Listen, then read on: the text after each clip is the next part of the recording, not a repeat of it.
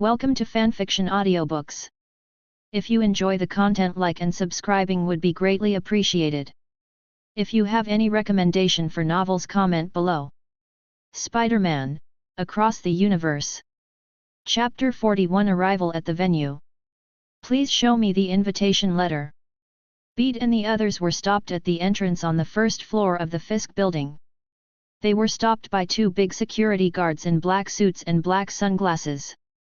From the fierce temperament of the two people, it can be guessed that these two people obviously have some hidden identity, and they are probably the thugs of Jinbin's underground dark organization. Bede took out the invitation letter and patted it on his hand. "Can I go in now?" The big security guard pointed at the spider mech and said, "People can enter, but this one can't." "Oh, why?" "We are Mr. Fisk's special guests." "Are you sure you want to stop us?" Bede specially emphasized the word special guest and looked at the big security guard playfully. The big security guard didn't change his face, and replied in a blunt tone, "No, no vehicles are allowed." Bede laughed and said, "Then I'll talk to Mr. Fisk personally, and I'll send my greetings here, when the time comes. Let them in." Before Bede finished speaking, a somewhat familiar voice came from the headset of the big security guard. Gwen Spider sneered, leaned into Bede's ear and said, "This kingpin is really small-minded." Bede nodded, convinced. "Now that you have invited them, let them in generously, and everyone will be done after a fight. Why bother to make small moves in this kind of place?" This actually made them underestimate Jin in a little bit. However, it cannot be ruled out that this was deliberately arranged by Kingpin in order to lower their psychological defense. Unfortunately, this is destined to be useless. Opening the door and walking into the hall, noisy sounds immediately flooded into their ears. The five senses enhanced by the spider gene even made Bede's brain buzz for a while. Take a deep breath, get rid of distracting thoughts, and you won't hear so many things. Gwen Spider's voice sounded in his ears. Bede took a deep breath, and the noisy voice was gradually suppressed. The other three did not appear in Bede's case. Obviously they have long been used to similar situations. As he looked around, he said with lingering fear, "I never thought that one day I would be frightened by so many people and my heart would beat wildly. This is an experience I only had when I watched horror movies when I was a child." "Haha, it's because you have less experience, and you will get used to it in the future, trust me, buddy." The middle-aged Peter Spider laughed. Penny whispered, Spider has scanned the stereoscopic image of this building. According to estimates, there is an elevator at the end of the corridor at the left rear of the hall leading to the underground, and that should be the passage to the particle collider. Her voice came from the headset. In view of what happened in the afternoon, at Bede's suggestion, Penny and the middle-aged Peter Spider rushed to work together and added a communicator to each person's suit to facilitate their communication. Although this function may only be used once at present, it can not only improve their linkage, but also be kept as a souvenir, which is quite meaningful. "Then let's go directly," Gwen Spider suggested. "Let's go straight there, and things will change later," Peter nodded, agreeing, "But, Penny, can you scan this passage for any high-energy matter?" Penny asked, "Do you suspect Jin and may have installed explosives in the tunnel?" "That's right, there are two kinds of people in the world who absolutely cannot believe what they say, and one is called Jin Bing." "What's another one?" Penny asked curiously. "Half talk," Bede replied. "Hey? Mr. Parker, what's wrong with you?" The figure of the middle-aged Peter Spider suddenly moved when the three of them were talking, and walked towards a corner of the hall. However, the middle-aged Peter Spider didn't reply to him, but just kept walking forward in a daze. After looking at it, Gwen Spider pointed to a certain table. "Look, that's Mary Jane, right?" "Mary Jane?" Bede looked in the direction of Gwen Spider's finger and found a familiar figure. Tonight, she is wearing a black off-the-shoulder dress, with wine-red shawl and long hair, with a sad complexion and slightly red and swollen eyes, making her very cute. It is the Mary Jane of this world. The ultimate spider lover. Bede walked a few steps quickly, grabbed the middle-aged Peter Spider's hand, and said, "Mr. Parker, she is not your Mary Jane. We have more important things to do now." The middle-aged Peter Spider was still walking forward, and the strength on his feet gradually increased, so Bede had no choice but to gradually increase his own strength. The two, one in front of the other, actually began to wrestle. "Oh no, I don't think we're in a hurry, let me go over and have a look, just take a look." The middle-aged Peter Spider saw that he couldn't do anything to Bede in terms of strength, so he used mouth dodge instead, trying to persuade him. Bede shook his head straight, motioning for Gwen Spider to come and help him. Gwen Spider quickly walked up to the middle-aged Peter Spider. "Hey, concentrate. Believe me, I have experienced it too, but you have to look forward. Just for a moment, really, I just want to be with her." The middle-aged Peter Spider said in a tone that was almost pleading. "I'm sorry, what are you doing?" A sexy voice sounded. The three of them turned their heads to look, only to find that Mary Jane had arrived beside them at some point. Probably because of the movements of the three of them, Mary Jane's attention was attracted. "Hi, hello." The middle-aged Peter Spider looked at Mary Jane, knowing that she was not the person he was thinking about day and night, but he was still nervous and speechless. Seeing this, Bede and Gwen Spider had to take a step back silently, but still stayed relatively close to the middle-aged Peter Spider, so that they could control him in time if he had any overreaction. Mary Jane waited for a long time, but did not wait for the next step. She wondered, can you add some bread to table 12? It turned out that she regarded the middle-aged Peter Spider as a waiter because now the waiters in this hall are all dressed in Spider-Man's clothes. The middle-aged Peter Spider took a deep breath and said, "I want to say that I am really sorry." Mary Jane was confused. "Don't be sorry, it's just bread. When you needed me, I didn't show up, and I didn't even try my best." The middle-aged Peter Spider was immersed in his own miserable world and couldn't extricate himself. Mary Jane could only say awkwardly, "It's okay, but I think I should go. I know I can do better. If I still have a chance, I will definitely give it to you," the middle-aged Peter Spider continued. At this time, a heavy cough sounded in his headset. He woke up with a start and changed his words, "You deserve those breads. Are you okay?" Mary Jane was a little numb, not knowing what the weird waiter was saying. At this time, Bede took a step forward, grabbed the middle-aged Peter and said, Okay, go and get the bread." With that said, he pulled the middle-aged Peter Spider away without any explanation. This time, the middle-aged Peter Spider did not resist. End of this chapter. Chapter 42 The Particle Collider starts. Chapter 42 The Particle Collider starts. Behind her, Mary Jane looked at Peeta. In her eyes that were originally full of sadness, suddenly an obscure light flashed, and she became thoughtful. She always felt that she had seen this spider suit in her husband's basement. It's just that he doesn't wear it often, so most people don't have a deep impression of it. At this time, Gwen Spider leaned over and said, "Sorry ma'am, the bread will be delivered later." In the distance, the middle-aged Peter Spider, who was almost dragged away by Peter, was still muttering, "For you, they should spread fresh bread here." Bede was speechless, and his pace quickened a bit. At this moment, Penny on the side said, "Mina-san, I have finished the survey, and there is no abnormality found in the elevator." As she spoke, she also projected a picture onto Bede's battlesuit. This is the video module loaded in his battlesuit. It is together with the communication module. It can not only be used as a real-time video call, but also can transmit the image of the mini spider detector back. But now with Penny, naturally he doesn't need to operate these things. "Then let's go." Bede let go of the middle-aged Peter Spider's hand. "Mr. Parker, have you calmed down?" "I'm completely recovered," the middle-aged Peter Spider replied dejectedly, with his back hunched over. Peeta, Gwen Spider, Penny, look at you now, you don't look good at all. But they didn't say anything. The middle-aged Peter Spider, as the most experienced senior among them, believes that he can still figure out what is right and what is wrong. Rumble. At this moment, a slight tremor came from the ground.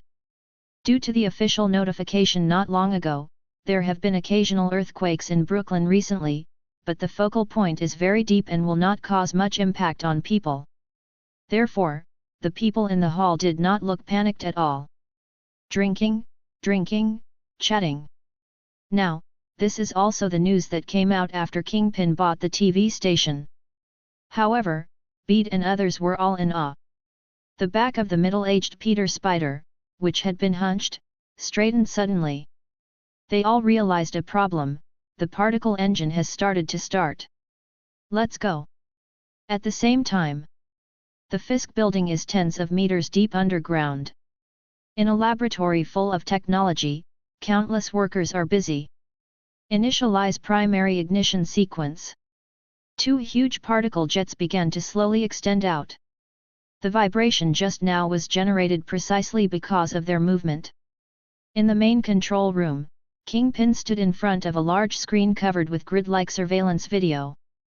And in several surveillance videos, it was Bede and others.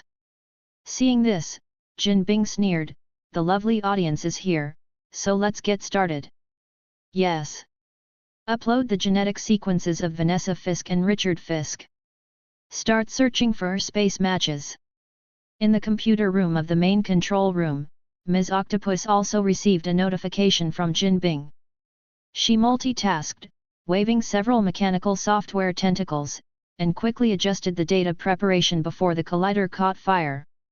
The particle accelerator began to run rapidly.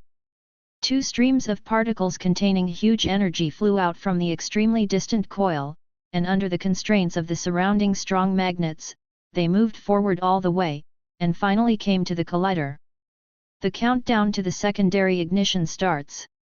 5, 4, 3. As the countdown ended, 2 streams of bright particles shot out from the 2 accelerators, one left and one right, and collided together. The whole of Brooklyn was shocked. On the streets, street lights, houses, high-rise buildings, bridges, all were distorted like a rejection reaction at this moment.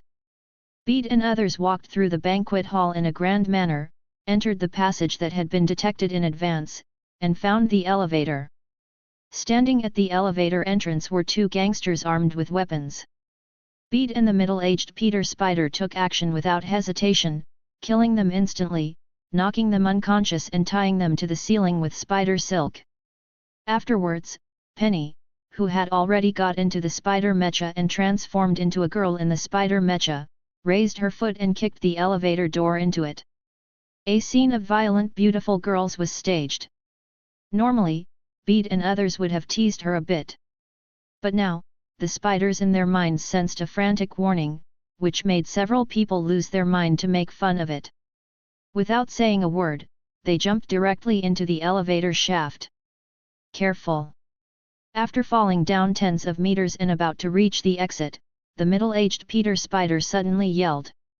At the same time, he stretched out his hands and weaved a huge spider web, covering the entire elevator shaft. At the same time, Bede's spider sense warning became more intense. Without thinking about it, he turned around and hugged Gwen Spider, and the 2 of them stuck to the wall on one side together. On the other side, the middle-aged Peter Spider, who had finished shooting the silk, also stuck its body against the wall. Only Spider Mecha Girl.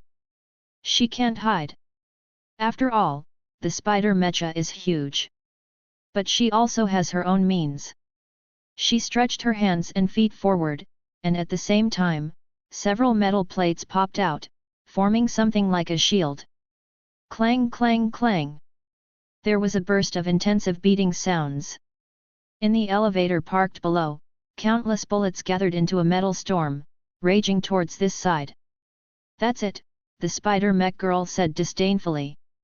The next moment, the Spider Mecha transformed again, its hands turned into 2 high-speed rotating gears, and it rushed into the elevator below. In a burst of fire, the elevator was cut into two halves. Bette and Gwen Spider looked at each other and followed without hesitation. In the elevator below, except for an unlucky guy who seemed to be killed on the spot when the spider mecha fell, there were no corpses left. Obviously, these men of Jinbin have good fighting qualities. When the three beads landed in the elevator, the spider mecha girl had already killed them. There were also a lot of gangster gunmen ambushing at the door, and all of them were holding automatic rifles. For the underground emperor of New York and even the entire Eagle Kingdom, it couldn't be easier for Kingpin to obtain these things. However, even though these gunmen used automatic rifles and armor-piercing bullets, they were still a bit unsatisfactory in front of a mecha. The bullets hit the spider mecha, making a series of clanking sounds, and then the gunmen were knocked away by the spider mecha several times. In fact, everyone underestimated Penny. This girl who came out of the Eva-like worldview not only has a genius mind, but also has enough strength, and has also seen a lot of cruelty. The only lack of determination was made up in the afternoon when the middle-aged Peter Spider was injured due to his own mistakes. And now she is completing her transformation and has become the real pilot of the Spider/Spider machine. Chapters 27-35 have undergone some revisions. The main issue is the order of the descriptions of the two events, and there are no other major changes. End of this chapter. Chapter 43 by Rambode. Chapter 43 by Rambode. The three of Bede were naturally not idle. The three of them quickly left the cramped elevator under the cover of the spider mecha girl, and then dispersed. The injuries of the middle-aged Peter Spider and Gwen Spider have basically recovered after several hours of recuperation, and their actions will not be affected. So Pete felt relieved to let Gwen Spider act alone. In fact, this is Bede's unclear positioning of himself. Facing such a big scene for the first time, Bede was actually very nervous. My family, who knows? 2 days ago, I was just a street rider, but now, I have to face the salvo of dozens of automatic rifles, and fight my way through the hail of bullets. Anyone else would be nervous to death. Even he himself didn't notice that his nervousness was directly exposed. There are pros and cons to this tension. The good thing is that his spider sense, body reaction, etc. seem to have been strengthened to a certain extent. For example, in the elevator shaft just now, the gunman fired in the elevator below. The bullet had just come out of the gun and hadn't pierced the iron sheet on the top of the elevator, but Peter had already reacted and started to dodge. The disadvantages are also obvious. He just overreacts and is even a bit neurotic. Therefore, among all the people involved in this operation, he is actually the one who needs to be worried the most. On the other side, Gwen Spider and the middle-aged Peter Spider paid attention to Bede's side from time to time while fighting. Little did Bede know that he had become the one being protected by his teammates for no apparent reason. With a sudden kick on his feet, his figure jumped out, and ran directly along the wall behind him to the ceiling. Behind him was a series of bullet holes. The guns aimed at him intended to predict his position, but his speed was so fast that it was impossible to predict it for a while. And B didn't stay idle when he was running, he kept throwing spider silk bombs blindly with both hands. The so-called spider silk bomb is a little trick to shoot out spider silk at an extremely fast speed. Because there is no traction and unloading force from Spider-Man behind it, it basically retains all its kinetic energy. Although it won't be fatal, if it is an ordinary person without any protection, if his face is covered with spider silk bullets, he will be smashed to pieces on the spot. At this time, there were a few unlucky ones who were unfortunately hit by Peter's blind bomb and fell to the ground without moving. After reaching the top of the ceiling, Bede kicked his legs again, jumped straight down, and jumped directly among the 4 or 5 gunmen. "Hey, guys, is it fun to shoot guns? Can you add me?" Peter started to say sassy words to ease his emotions when he was nervous. "Oh, shit!" A gunman yelled angrily, but he didn't dare to shoot, so he could only pick up the butt of his gun and hit Bede. Without dodging or evading, Pedro reached out to catch the butt of the gun and pushed it forward. Snapped! The rifle slammed into the gunman's face, and the force that he couldn't control perfectly because of his nervousness pushed him several meters away, knocking him out of this small stronghold. Several other gunmen also reacted at this time. Some smashed with guns, and some drew knives. But in Bede's eyes, their speed is pitifully slow. Bede avoided their attacks with a few swipes, activated his hands, and tied the remaining few people into a ball in a short while. Afterwards, he gave each of them a headache and knocked them unconscious. Okay, since you guys are not willing to let me join, then I will go to the next group. Looking at this big meat dumpling, Bede shrugged. He bent down and picked up an automatic rifle. I wanted to try a real gun before, but I never had the chance. Now I finally have the chance.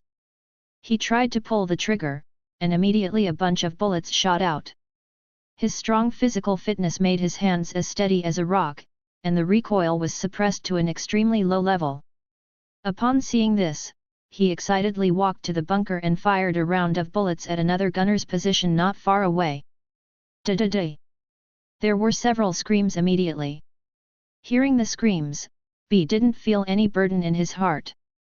He didn't kill people before because he used his fists to kill people, which was more or less irrational, but if he used a gun, he couldn't see whether he was dead or not anyway.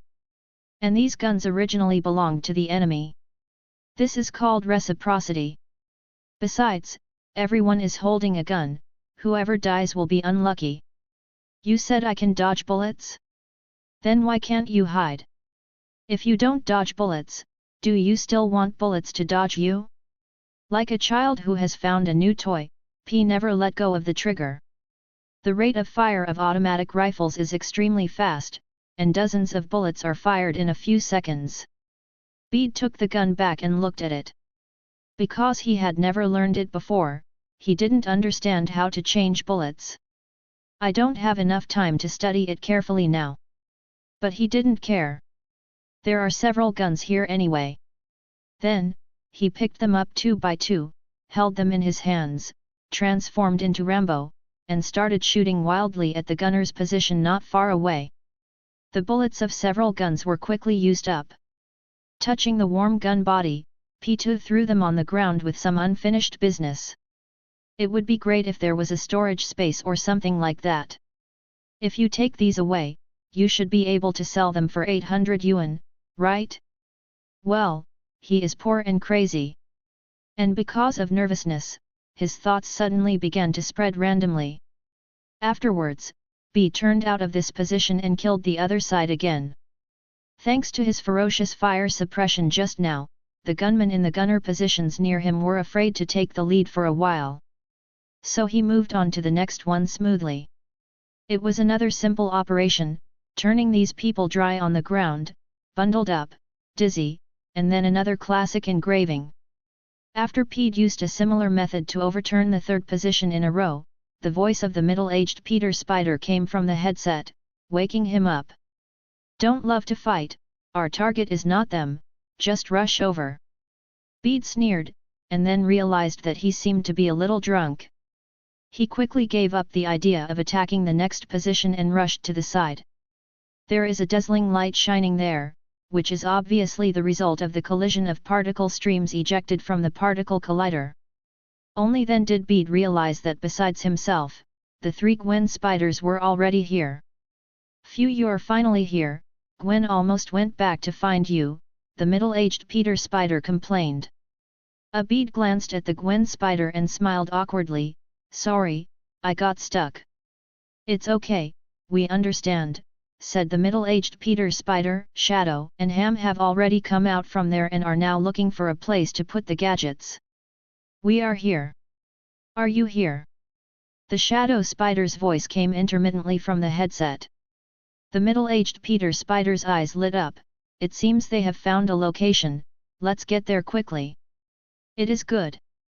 End of this chapter. Chapter 44, The Ultimate Green Goblin. Chapter 44, The Ultimate Green Goblin.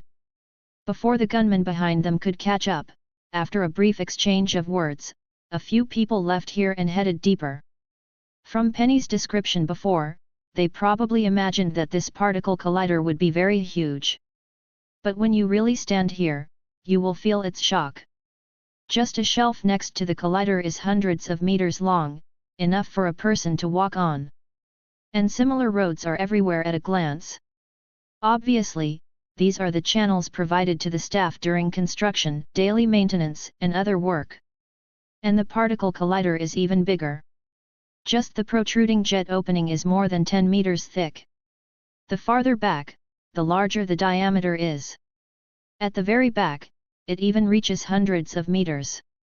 And this is also the width of this underground space. I'm afraid those people living in Brooklyn above have never imagined that beneath the area where they live every day, someone has dug out such a big hole and installed a machine that can destroy the world. It wasn't until they came to this vicinity that they realized that things were more serious than they had imagined. A majestic stream of particles can be seen, which is constantly tearing apart the surrounding space, and some strange visions are constantly happening around. Those are all things from other parallel worlds. Penny shouted loudly, "We must close it as soon as possible, otherwise, these parallel worlds that are hollowed out by the collision of particle flows will all collide together and eventually be annihilated." Rejection. Beatty asked aloud. All around are the roar of particle colliders. And due to the spatial fluctuations, the induced magnetic field disorder caused their communicators to completely fail. Now we can only rely on primitive communication roar. No, it's quantum collapse. Penny yelled. Where are Mr. Shadow and Mr. Ham? Gwen Spider asked loudly. The middle-aged Peter Spider had been watching before, and said loudly, "There is movement of fighting over there, it should be over there, let's go there." As he spoke, he took the lead in stretching out the spider thread and swung it over. "It is good." Bede and others quickly followed. However, before they ran far, the spider sensor began to give an early warning. Buzzing. Several people quickly dispersed in the air. The next moment, countless bullets shot at the place they just passed. And on some roads and corners below, gunmen emerged one after another. "Damn Jinbin, how many men did he call to deal with us?" the middle-aged Peter Spider yelled. Gwen Spider replied, 300? 500? Maybe 1,000. "What to do you want to fight?" PETA asked. "No, there's no need. We just need to find Mr. Shadow and Mr. Ham, cover you and insert the gadgets, and then we can leave." Middle-aged Peter said. "Then what are we waiting for? Let's go quickly. I don't think they will invite us to dinner." Bede pointed at the gunmen who were surrounding them from all directions. "Well, they shouldn't mind asking us to shoot them." Gwen Spider responded. The group of people spread out a little, each one about 4 or 5 meters apart, moving in the direction pointed by the middle-aged Peter Spider. The complex environment nearby helped them block many pursuers.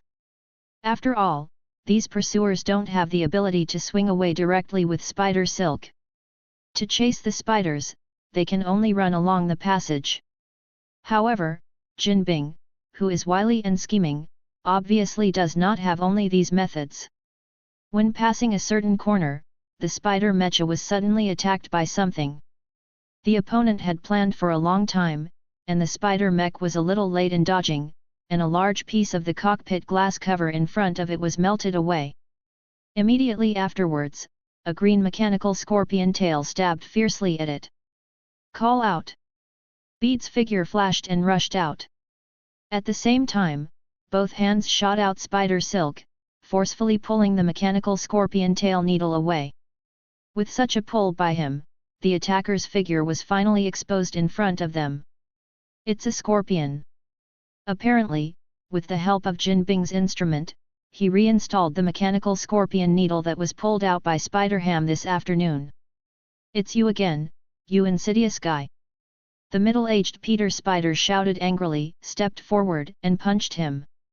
"It's this thing that doesn't talk about martial arts, which sneaked up on him in the afternoon, and almost caused his old injury to relapse."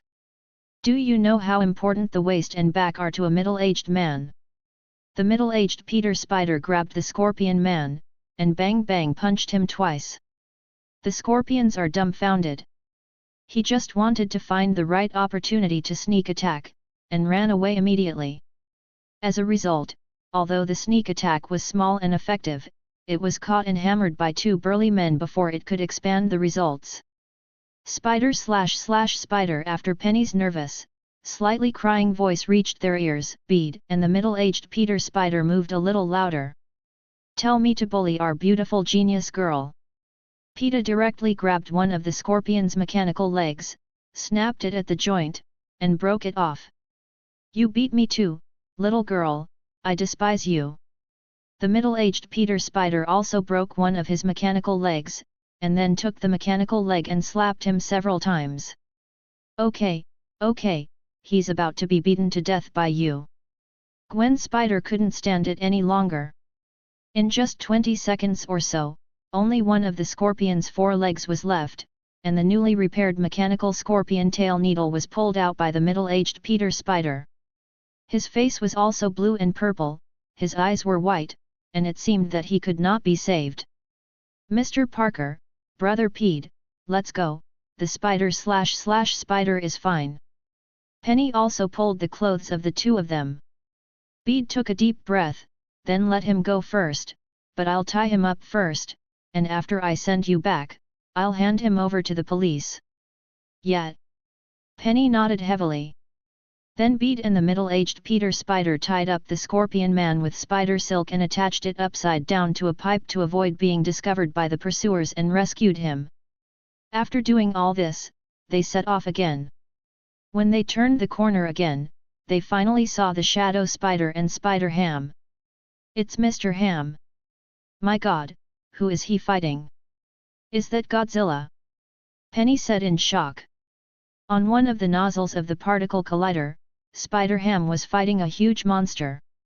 This monster was 2 meters high, and made Spider Ham, who was only half the size of an adult, even smaller. Its body is covered with granite-like muscles, and its skin is dark green. The most surprising thing is that this monster actually has a pair of wings. Wait, this image shouldn't be the Green Goblin! Peeta exclaimed.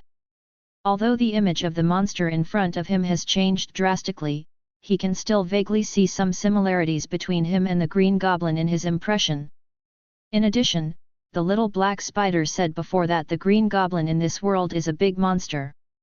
It's just that the little black spider said that the Green Goblin was killed by the particle collider during the fight with the ultimate spider. He is still alive. End of this chapter. Chapter 45 The Final Battle. Chapter 45 The Final Battle, for further reading. Green Goblin? Norman Osborn.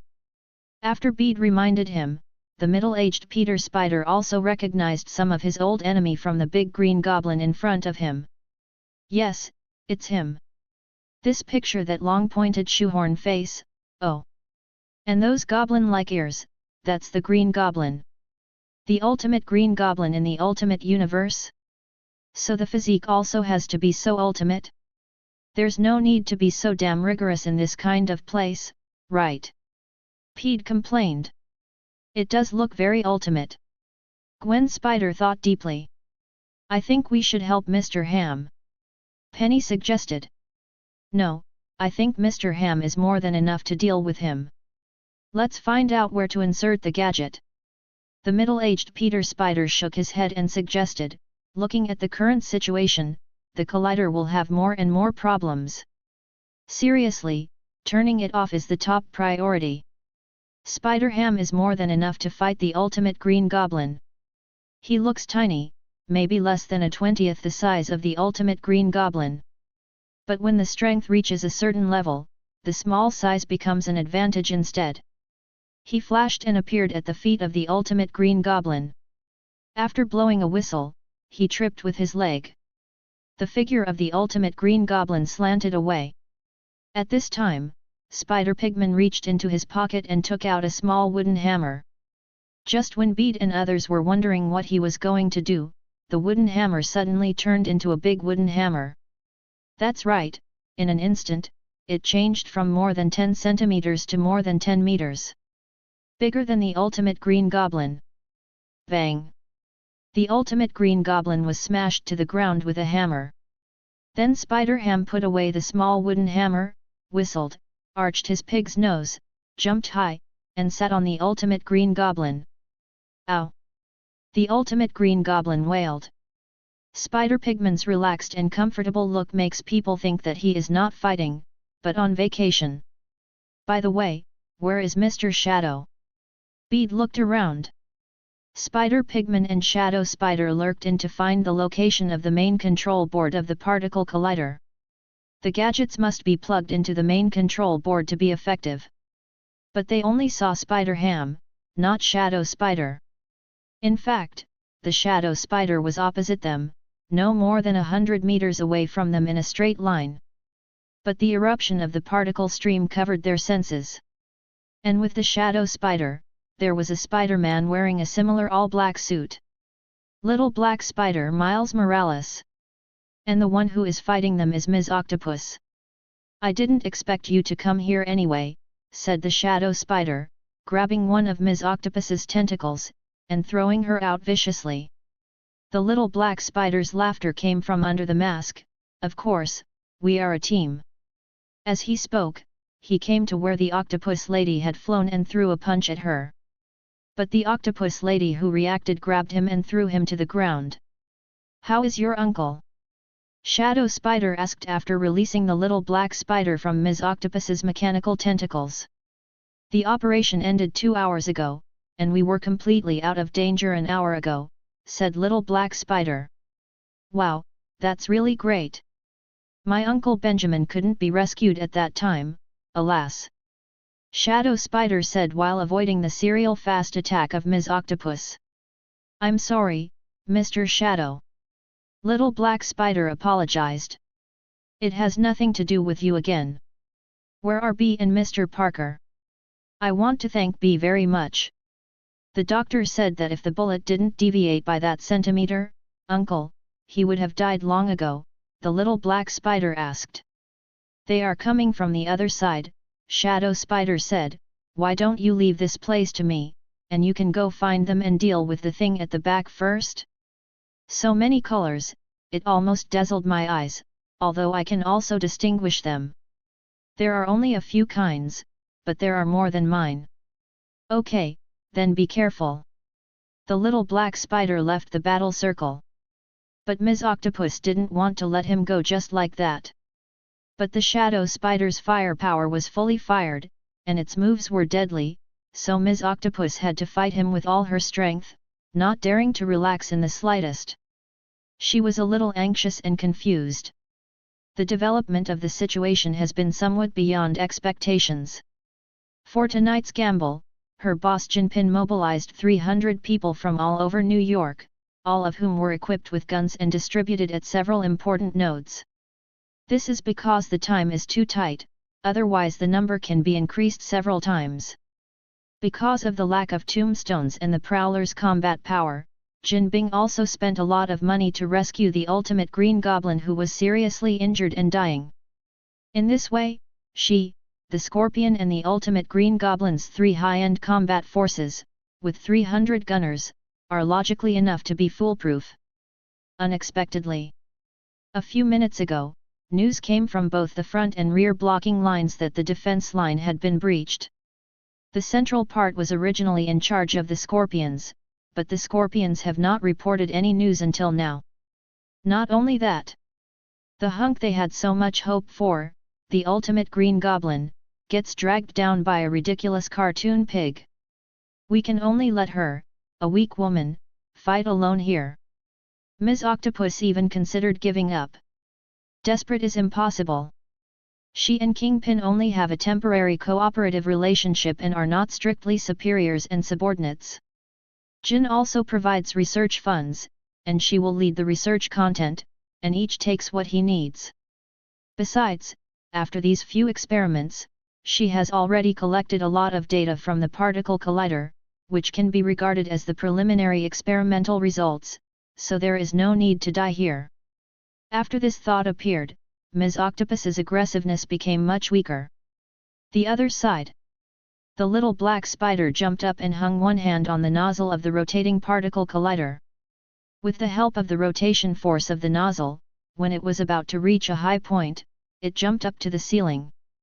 At this time, there was no obstacle between him and Bede and the others. "Hey! Mr. Parker, Bede, Gwen, Penny." Little black spider waved to them. "Miles?" Gwen Spider asked in surprise, "Why is he here?" The middle-aged Peter Spider felt a little happier. "He's finally here, and he didn't disappoint me." PETA asked loudly, "Have you seen Mr. Shadow?" The little black spider pointed to the back and said, "Mr. Shadow is fighting Ms. Octopus over there. He asked me to take you to solve this thing." Speaking, he pointed to the particle flow below. "It seems everything is going well," the middle-aged Peter Spider said, "then let's allocate tasks next.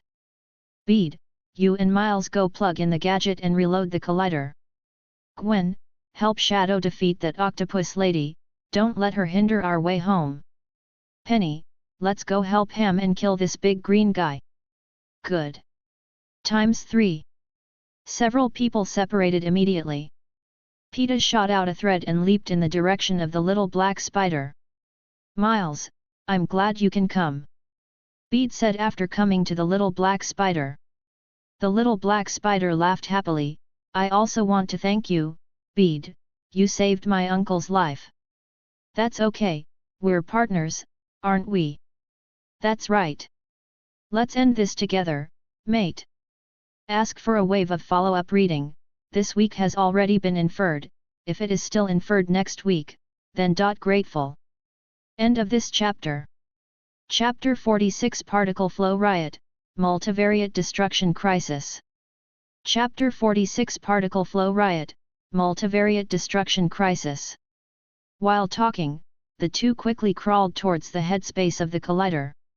At this time, the surrounding situation has become more and more serious. Big black holes appeared one after another around the particle flow. There are even things flying out of it. B even saw a PS controller. I don't know which world it came from. But all this shows that multiple realities are being squeezed, and the quantum space is collapsing. What they didn't know was that at this time, the Brooklyn neighborhood directly above was already in chaos. Wave after wave of vibrations is constantly bombarding the ground of Brooklyn, causing many houses to crumble. At the same time, the quantum particles swept over from other multiverses also began to spill out. The closer the collider is to the center, the more serious this phenomenon is. On the side of the road, there are street lamp flowers that are glued together with several street lamps from other universes. There are roadside telephone booths that are overlapped and exploded by telephone booths from other universes, and there is also a large section of road pavement that is attracted by other universes. Someone was even almost swept away by these things. Everyone is in danger. But they don't know what happened. The siren blares everywhere on the street. But even the police are confused and can't find the reason at all. They can only scurry around the street like headless chickens, or appease the panicked citizens. My God! What's going on here? Where's the insertion port? When B and the little black spider came to the insertion opening that was originally located at the top of the space, the little black spider suddenly let out an exclamation. The insertion port is still there, but the green safety button that was supposed to be located near the insertion port to turn on and shut down the collider in an emergency has disappeared. Instead of panicking like the little black spider, Bede looked around. After the baptism of the melee just now, he has completely completed his transformation, and he has some appearances that a mature Spider-Man should have. I saw that the violent particle flow was completely out of control at this time, turning the surrounding area into a strange space filled with dazzling and strange colors. It's just that after they came up for a while, there was only one piece of land left in the vicinity that remained intact. But this plot is just quietly suspended in the colorful sky, like a suspended island. What on earth happened? Little Black Spider couldn't help but ask. B pointed to not far away, there was a subway coming here at high speed. He was somewhat familiar with this subway, and it should belong to the same model as the one he rode with Gwen Spider during the day. At this time, the little black spider said, "Oh my god, this is the subway passing by here. Why is it here? And it's still suspended in the air." Bede thought thoughtfully and said, "The particle flow of the collider will temporarily open the passage to other worlds and cause chaos in the space-time continuum of this world. Therefore, it is not good that this subway, which was originally a few hundred meters away, appears here. Oh, Miles, if this continues, within a few minutes, the several opened worlds will all be mixed together, and these worlds will all be destroyed." He took out the gadget from his arms and inserted it into the slot. "No matter, read and write the overloaded program first, open the channel, and let them go back to their respective worlds." Yet, the little black spider was also affected by Bede's calmness, and his flustered heart gradually returned to calm. "No, it's not just them, Bede, you have to go back too." "I can't go back," Bede shook his head, "my world is different from theirs." "But you have to try," the little black spider asked back. Bede was silent for a moment, then nodded, "Okay, I will try. But can you finish it alone?" Little black spider raised his hand and clenched his fist, affirming, "Don't worry, I can do it. Don't underestimate my awareness." "Okay, then I'll tell them the news now, you go to the safety button." Seeing this, Bede no longer hesitated. But judging by the appearance of the little black spider, it has indeed grown a lot. Should be reliable. Come on! Come on! Bede and the little black spider clenched their fists and separated again. Bede went back the same way to find Gwen Spider and Shadow Spider. The little black spider is going to find the land where the safety button is placed in this strange space torn apart by the turbulence of space. Bede jumped onto a skyscraper that drifted over from an unknown world, squatted on all fours in a corner, and closed his eyes. At this moment, his spider sense seemed to become a wonderful web. The intricate time and space turbulence around him became his help instead. In the complicated turbulence, there seems to be a strange law. At a certain moment, he suddenly opened his eyes. Here! Bede jumped and fell free all the way from the building. After falling for dozens of meters, a building facing him appeared in front of him. He shot out the spider silk with both hands, and a spider silk ejected, and the speed increased a little bit. In such an intricate environment, his actions have not been affected in any way, but have been slightly improved. When traveling through the turbulence of time and space, Bede suddenly had a very strange feeling. Can't say it, but it's kind of comfortable. It seems like this is his home court. In this state, his spider sense, strength, speed, etc. all seemed to have increased somewhat. After a while, several companions appeared in front of him again. Ms. Octopus has long been missing, and she probably slipped away because of bad luck. At this time, several other Spidermen were besieging the ultimate Green Goblin. It is not clear how much this ultimate Green Goblin's combat power is, but the skill of resistance to beating is definitely full. Surrounded by so many Spidermans, it has survived for so long, which is really rare. The situation was urgent, and Bede didn't mean to talk nonsense. Under the multiple accelerations when he came here before, his speed at this time can only be described as very scary. Gwen Spider and the others could only feel a flash of red and blue lightning suddenly shooting from a distance. Afterwards, the ultimate Green Goblin who was surrounded by them and was still struggling for a long time was suddenly sent flying. Countless blood was sprinkled in the air. Boom! Bede's figure fell heavily to the ground. Pede. Wow, Bideo-ni-san, did you recruit Astro Boy or Errol just now? Good job! The companions were not stingy at all, and they all gave their praises for Bede's stunning blow. Bede just said, the reloading procedure has been completed, everyone, let's enter the particle flow. Where's Miles? Asked the middle-aged Peter Spider. The situation is urgent, and there is no way to explain it carefully. In short, the safety switch and the insertion port have been separated. Now Miles is going to find the safety switch. I will stay and help him. But before that, I must see you all go back before I can destroy the collider directly after finding the safety switch. Bede's face was serious. The chaotic particle flow, sloping buildings, and flying subways are facing the crisis of collapse. For the first time, he truly felt the heavy responsibility brought by this ability. End of this chapter. Chapter 47. Chapter 47. Seeing Bede's expression, others also realized the seriousness of the matter. All right then, I'll go first. Spider-Ham clapped his hands neatly. When he was about to jump off the edge, he turned around and walked back, then took out a familiar small wooden hammer from his pocket and handed it over. Let's keep it as a souvenir. Pedro took the small wooden hammer, and he still had a vivid memory of the scene where Spider-Ham turned the small wooden hammer into a big wooden hammer and then smashed the ultimate green goblin with one hammer. Can I also make it bigger to hit people? Probably not, it's just a commemoration. Spider-Ham shrugged and jumped into the particle flow. The shadow spider was the second to walk up to Bede, and put his hand on his shoulder. Come on, Bede, I feel a breath that is different from ours in you. Your future has infinite possibilities. Breath? Pedro asked suspiciously, what kind of breath? I don't know, it's just intuition, the intuition of Spider Detective, said Shadow Spider, nodding his head. After speaking, he also jumped down. Penny stepped forward and grabbed a handful of candy, all kinds of candies, Bidionison, think of Penny. Bede nodded, touched her head, and then touched the spider mech. I will miss you. Spider Mecha. After Penny left, the middle-aged Peter Spider also came forward and hugged Bede. Say goodbye to Miles for me.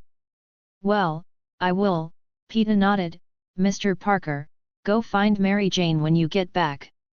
I think she has been waiting for you. Thank you, I will. The middle-aged Peter Spider nodded. To be honest, after seeing Miles and Penny, I also want to try what it's like to have a child. It should be good, right? Peter laughed and said, then I wish your child has a mind like Penny's. In the end, only Gwen Spider remained. Gwen Spider walked up to Bede in a few steps, but said nothing, as if he was struggling with his words. Bede took the initiative to stretch out his hand and said with a very serious expression, Gwen, I promised you that I will take you to see the truly beautiful scenery in this world and make many friends. I will definitely find a way to travel through time and space, go find you in your world. Well, I believe you. Gwen Spider took a step forward and hugged Bede tightly. Bede was stunned for a moment, and hugged Gwen Spider tightly. After a few seconds, the two let go. Okay, Gwen, go back quickly, Bede said softly, remember, there is still me in your world. Gwen Spider nodded heavily. Her world was once filled with darkness, but at this moment, there is already a ray of light lighting up in it. Just as she was about to jump off the edge, Gwen Spider suddenly turned around and pecked Pete's face like a superficial peck. Gwen. Peter was stunned for a moment before he woke up suddenly, realizing what Gwen Spider had done to him just now. But when he took a few steps to the edge and looked down, he found that the figure of the Gwen Spider had gradually disappeared into the particle flow. Touching the place where the kiss was kissed on the face, it seemed that there was still warmth left by the tenderness. Bede now wanted to jump into the particle flow immediately, follow her to the world regardless of it. He closed his eyes and took a few deep breaths. Gwen, I will definitely go back and find you, wait for me. Bede murmured. The increasingly strong sense of spiders in my mind is pointing in a certain direction. His physical fitness is also growing rapidly at this moment. He wasn't sure if it was a temporary buff or permanent. Now, he doesn't care either. At this moment, there is only one thought in his mind.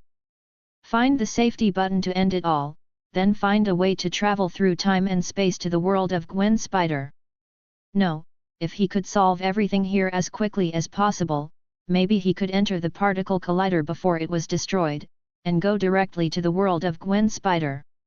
The next moment, a spider thread shot out, and Bede's figure moved quickly again in the turbulent flow of time and space. Not long after, he found the figure of the little black spider in the chaotic space-time turbulent field. However, at this moment, the little black spider was not next to the safety button, but was fighting with a guy whose body was as strong as a double-door refrigerator. Gold End. It's this guy again. He hadn't seen him in the previous battle, and he thought that Jinbing, like Ms. Octopus, had been scared away by these space-time turbulence. Didn't expect him to still be there.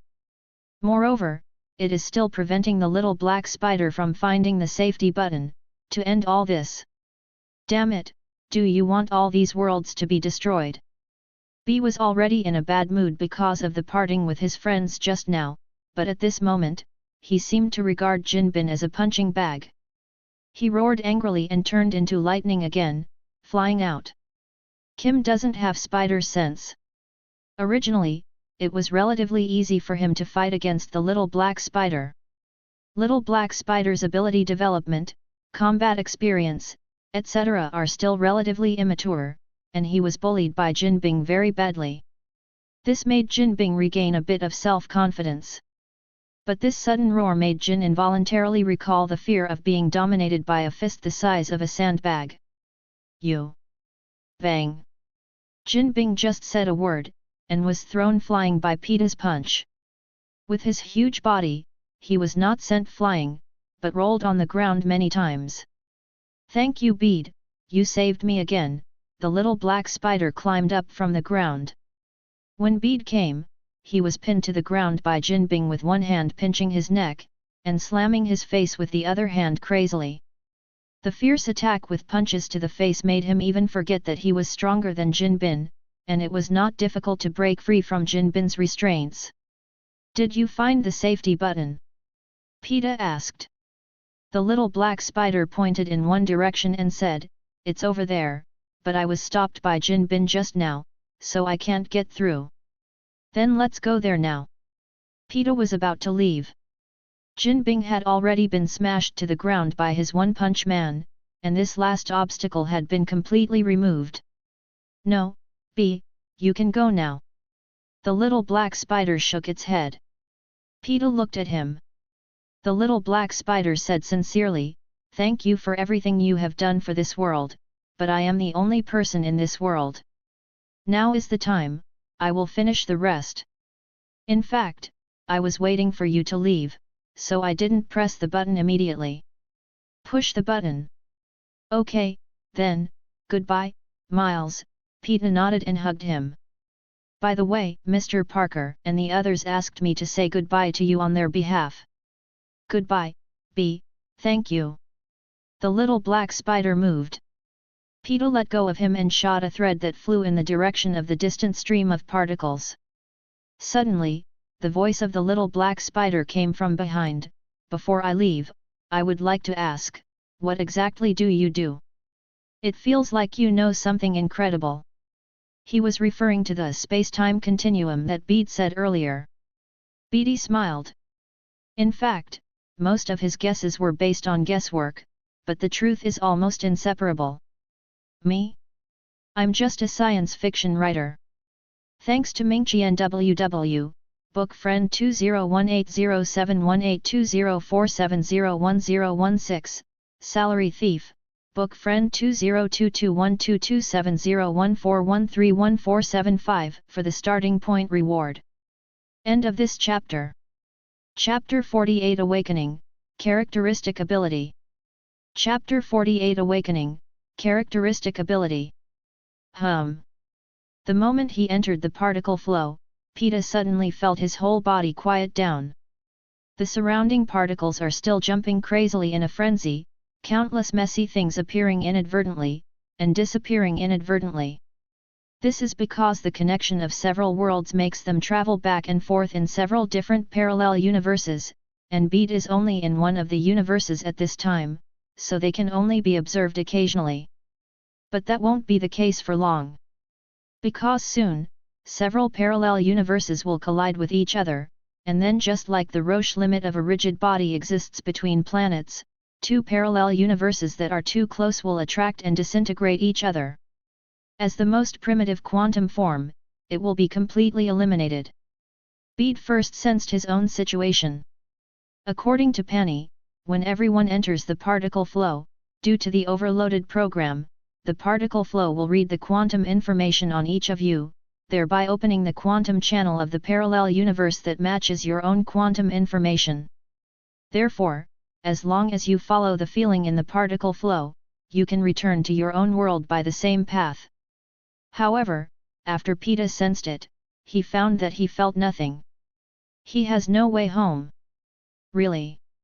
Bede was not surprised. After all, he had already realized in his heart that his time travel was completely different from that of Gwen Spider and the others. Now we are just confirming this conjecture. Afterwards, he tried to move his hands, and soon found that he could actually swim in this particle flow. Is this my characteristic ability? It's no surprise that some Spider-Mans have their own unique abilities.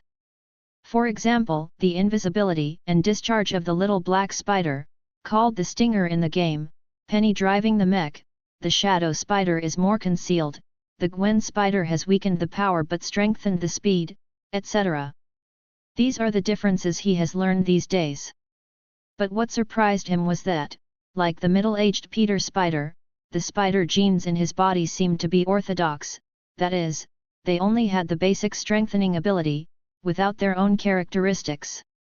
After a long experiment with no results, B also accepted the result.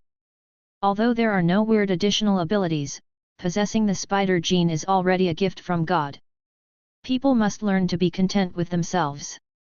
But now, he felt as if he had discovered his own special ability. Particle flow? No, it's quantum.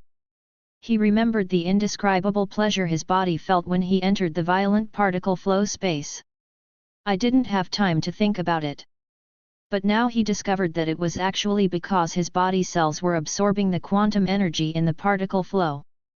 Because the absorbed energy was too much, which exceeded the range that his body cells could bear, so it was released unconsciously, allowing his body to get a comprehensive boost. B tried to control his body, not to absorb the energy in the particle stream. It was a bit difficult to control at first, but soon, he was like his fingers. Quantum switches in the body can be automatically turned on and off.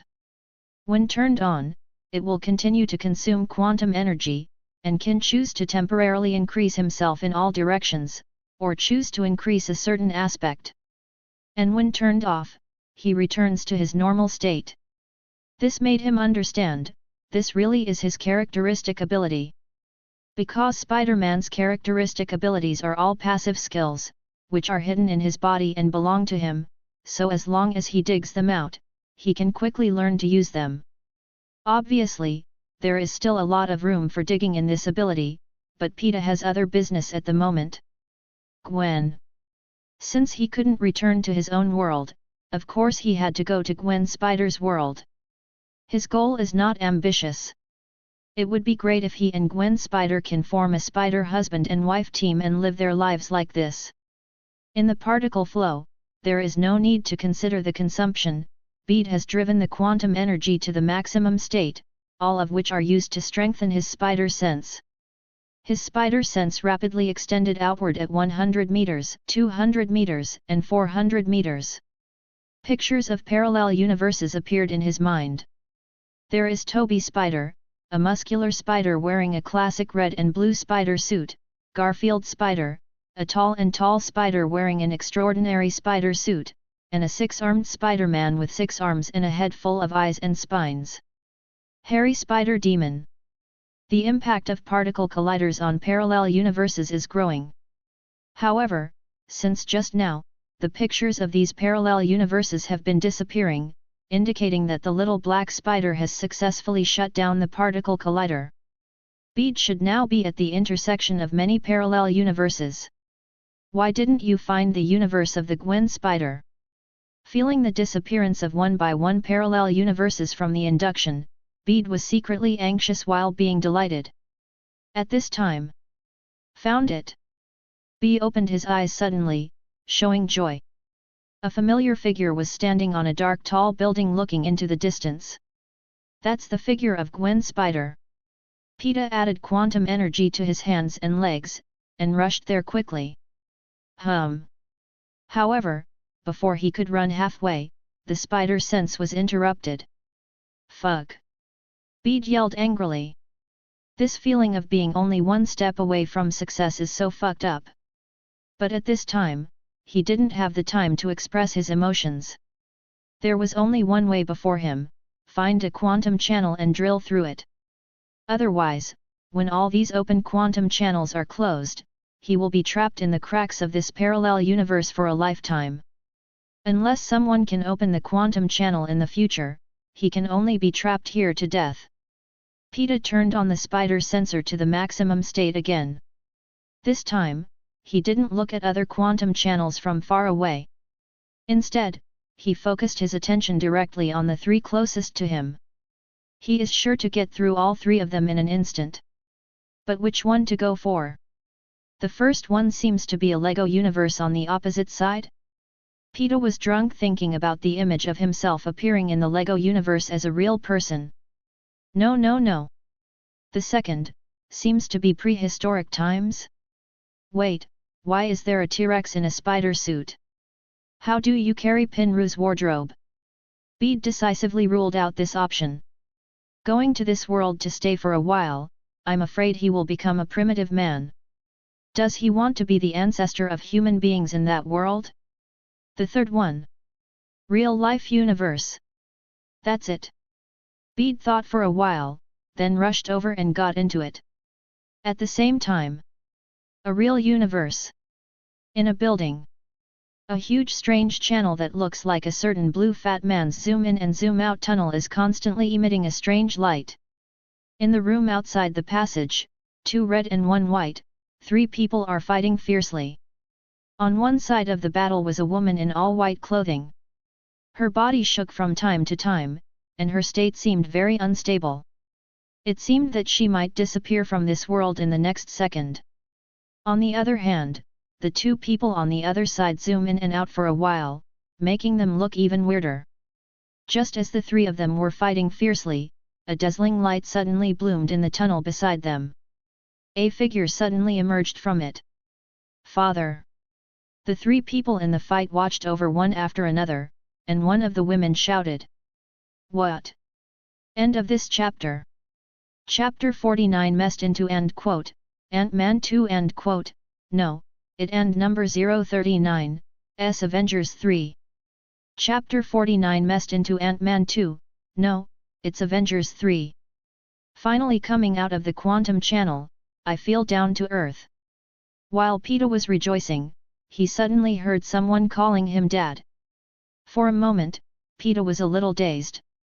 No, Hope, that's not your father. The man grabbed the woman who called her father. Hey, buddy, who are you?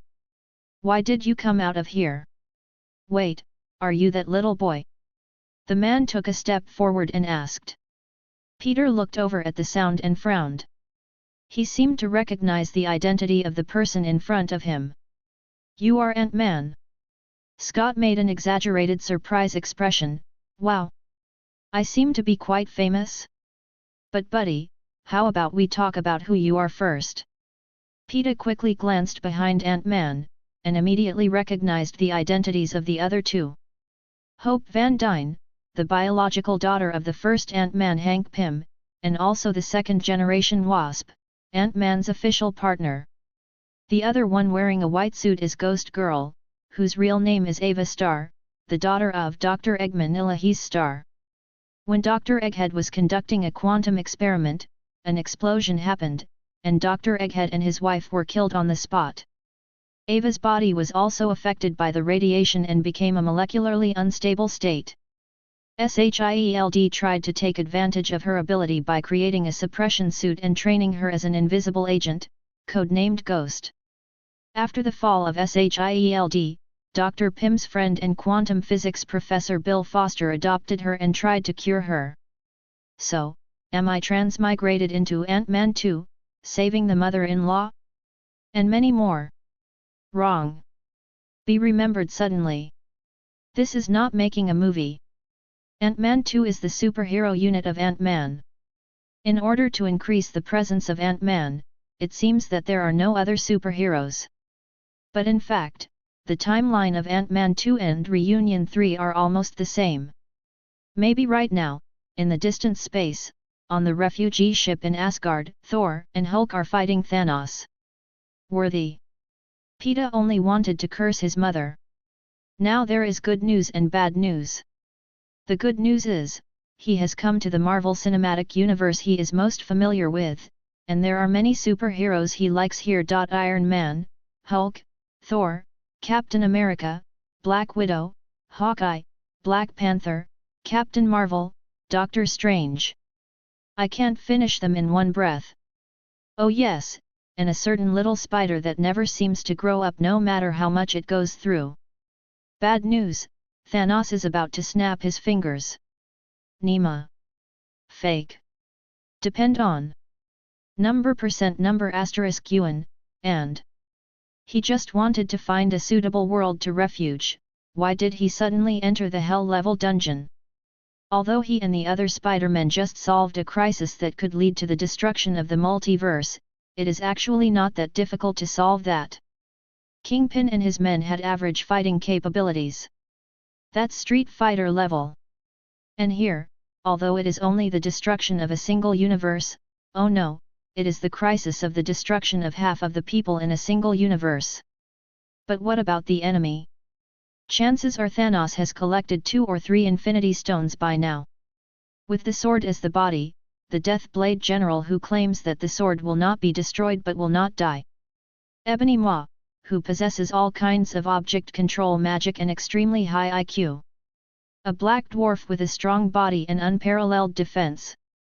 Proxima Centauri, with super fighting skills and a spear in his hand that may have the attribute of death. There are also almost endless dark legions. Damn, how do you fight this? Peter was numb all over. His gaze gradually regained focus, and fell on Ant-Man and the Wasp in front of him. The good news is that this world has the technology that can open quantum channels, which means that he has a good chance of going back to the world of Gwen Spider. But the key lies in these 2 people in front of them.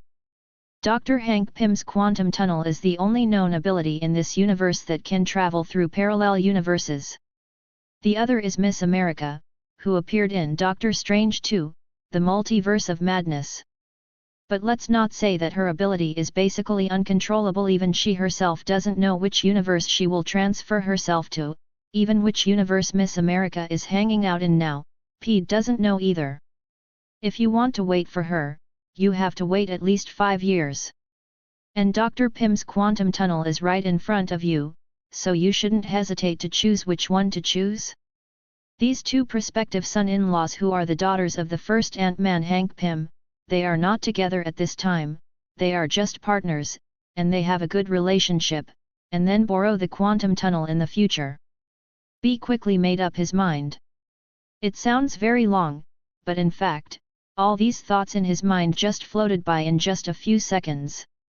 In the eyes of Ant-Man and the Wasp, this guy who appeared suddenly just stood in front of them for a while, and then walked towards them with a wide smile.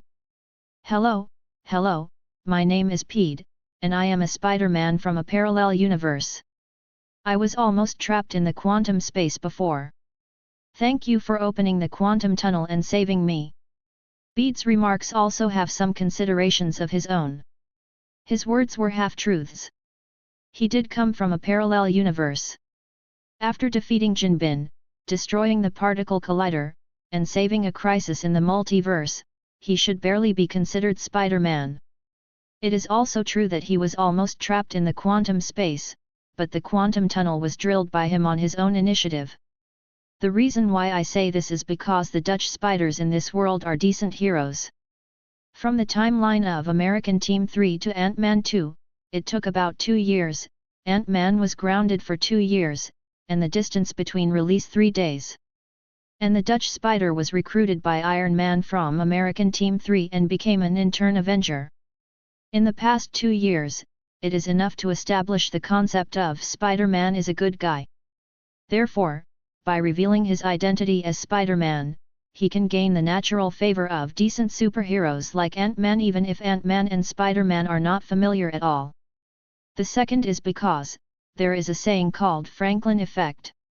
The content is, compared with those who have been helped by you, those who have helped you will be more willing to help you again. This is social intelligence. When the other party realizes that his little effort is of great help to you, he will get the feeling of being recognized and respected from you, thereby shortening the spiritual distance between him and you. The same is true at this time. When Pete said these words with gratitude, both Ant-Man and the Wasp became less vigilant towards him. Ant-Man even stepped forward and took the initiative to hold his outstretched hand. "Hi, B, my name is Scott, this is Hope, and this is our enemy Lady. She stole our lab, so we're fighting her now to get it back, and that's it." End of this chapter. Chapter 50 Ghost Woman. Chapter 50 Ghost Woman. "Hello, Scott, hello, Hope, nice to meet you," Pete said hello to the two, and then looked at the Ghost Woman beside him. Since he appeared just now, Ghost Woman didn't attack Ant-Man and Wasp again, but stood aside, looking at B with burning eyes. Of course, B didn't think it was the girl who fell in love with him. But because of energy. His characteristic spider ability gave him the ability to store quantum energy in his body, and thanks to the particle flow of the collider, all the cells in his body were full of quantum energy at this time. The molecular instability state that appeared in the Ghost Girl is actually very similar to the state of common name rejection phenomenon and formal name quantum collapse that appeared in the Ultimate Universe of Gwen Spider and the others. The quantum collapse phenomenon of Gwen Spider and others is because the quantum they carry comes from their respective universes, and the reason why each parallel universe is a parallel universe is because there are fundamental differences between them.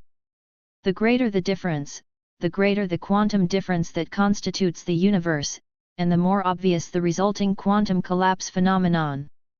Vice versa. The best example is that in Spider-Man, No Return for Heroes, Toby Spider and Garfield Spider also came to this world from different parallel universes, but because the difference between their own world and this world does not count too big, they are all real-life universes, and their ages are very similar, so the phenomenon of quantum collapse in them is not serious. In addition, they didn't stay for a long time, so naturally there was no quantum collapse phenomenon. But if it takes a long time, it is estimated that it will still happen. The molecular instability of the Ghost Woman is actually the same.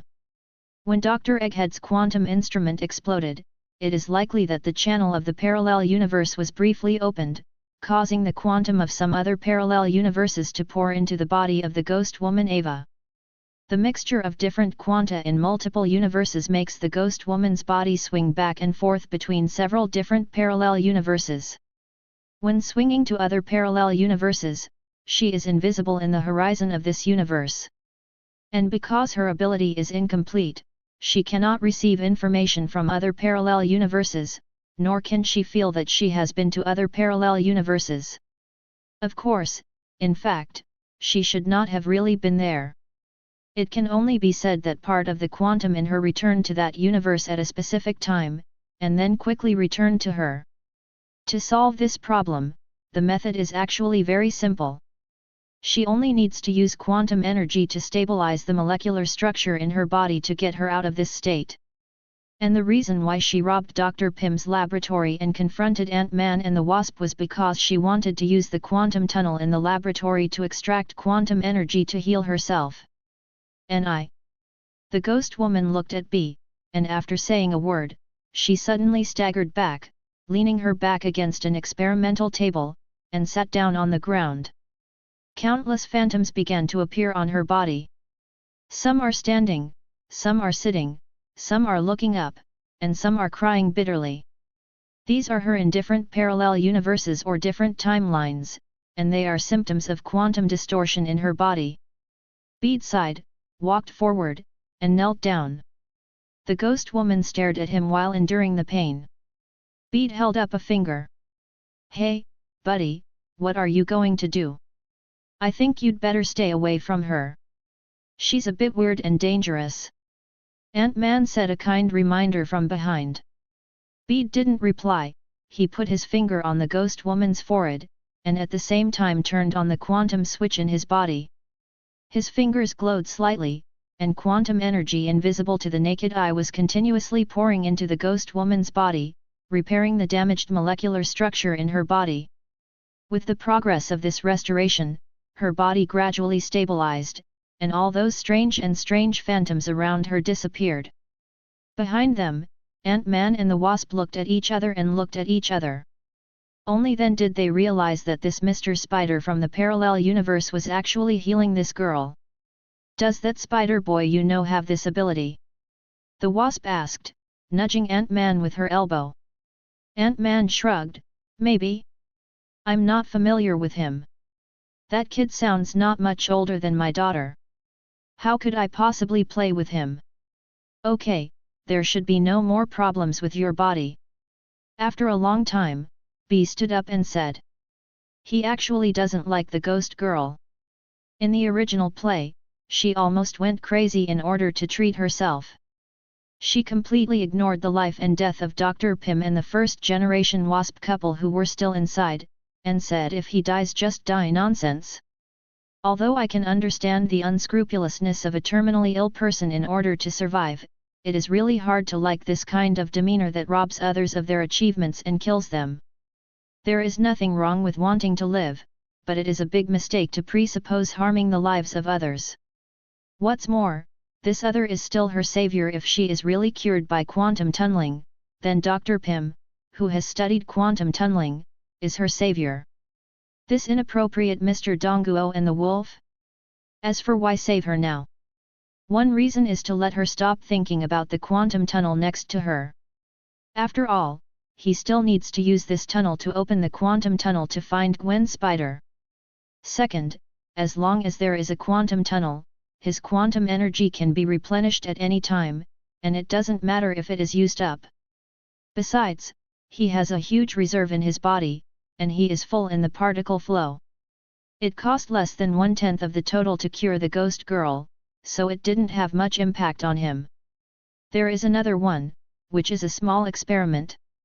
If he can use his quantum energy to stabilize the ghost girl, does that mean that he can also use his quantum energy to stabilize the body of Gwen Spider? In this way, he can really take Gwen Spider to travel in different parallel universes. The other side. The ghost girl sat on the ground, looking at her body in shock. Stable hand, stable body, stable everything. Since the accident at the age of 7, for more than 20 years, she has suffered the pain of cells being torn and then stitched every day.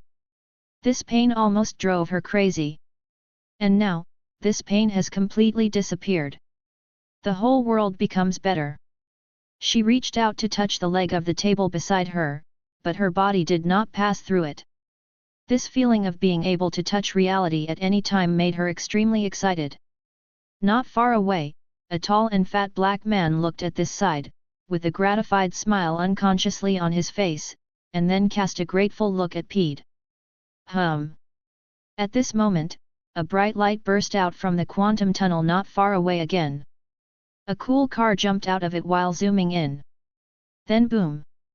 The quantum tunnel exploded. Bede? What about my big quantum tunnel? Thanks to Mr. Xiang Zhou and book friend 201807182047011016 for the starting point reward. End of this chapter. Chapter 51 Ant-Man and the Wasp. Chapter 51 Ant-Man and the Wasp, read more. If there were 2 words to describe Bede's mood at the moment, it would be, confused. A second ago, he was still thinking about building a good relationship with the ants, the first generation and second generation, so that he could get the opportunity to borrow the quantum tunnel, and then enter that quantum space to find a way to go to the world of the Gwen Spider. But in the next second, such a big quantum tunnel actually exploded? Gan. Pedro was bitter, but he didn't want to talk about it. Bede looked at the culprit. In fact, you don't need to look to know that it will come out of it at this time. It must be Ant-Man's father-in-law and mother-in-law Dr. Pym and his wife Janet Van Dyne. Janet Van Dyne was the original Wasp, who shrunk her body down to the subatomic level 30 years ago to stop a missile and ended up trapped in the quantum realm.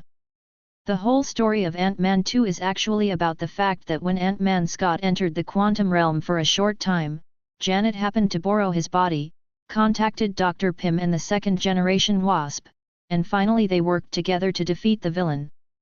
To save the wife, mother-in-law. And now, it's basically the end of this thing. Dr. Pym ventured into the quantum realm, found the original Wasp Janet, and took his wife out in a car. The car door opened, and an old woman with silver hair and an old man with the same gorgeous hair came out one after another. The old woman is naturally Janet, the first-generation Wasp girl. Although she has silver hair, she looks very young. Maybe the quantum realm also has the function of relieving aging? Dr. Pym looked much older by comparison.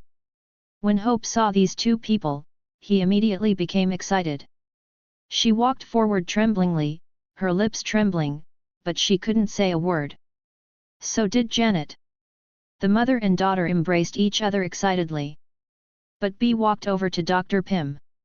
Dr. Pym looked at his attire and was a little wary, the Avenger. Apparently he took Bee for a Dutch spider. Although the battle suits of the two are different, in this world, the only one who wears the spider suit is indeed the Dutch spider. Due to some problems left over from history, Dr. Pym has a bitter hatred for Stark, and he doesn't like it very much. Naturally, he doesn't like the Dutch spider who was taught by Stark. Bede reached out and took off his mask, and said, "Hello, Dr. Pym, I have known you for a long time. My name is Bede, and I am Spider-Man from another world. Not long ago, I was almost trapped in the quantum realm and sensed you. Only by opening the quantum tunnel can I get out of trouble. Thank you." Dr. Pym looked at the oriental face in front of him, breathed a sigh of relief, and held Bede's hand. "Hi, my name is Hank Pym. I'm very happy to be able to help you. You said, you were almost trapped in the quantum realm." A voice came from the side. It turned out to be the first-generation Wasp who was attracted by Bede. "Yes," Peeta nodded. The expression on the face of the original Wasp suddenly became serious. She let go of her daughter's hand, walked up to Bede, and looked him over carefully. After a long time, he said, "You are lying." Bede wondered, "Why do you say that?" The first-generation Wasp said, "I admit that you do have the breath of quantum energy, but I have never seen you in the quantum realm." Bede shrugged, "I haven't seen you inside either, so it doesn't mean anything, does it?" "No." The first-generation Wasp seemed to have something unspeakable and suddenly stopped talking. After she took a deep breath, she said, "Well, let me ask you, what was around you before you came out?" "What?" Bede thought for a while, feeling that this was not something worth hiding, so he replied truthfully, "The violent particle flow, and several quantum channels leading to different worlds." The first Wasp frowned, but heaved a sigh of relief. She looked at Bede and apologized, "I'm sorry, I was too aggressive." Bede shook his head, saying it was nothing, but quickly searched his memory in his mind, but it seemed that there was no movie about the experience of the first Wasp in the quantum realm. But he can be sure that the overreaction of the first Wasp must be related to the encounter in the quantum realm.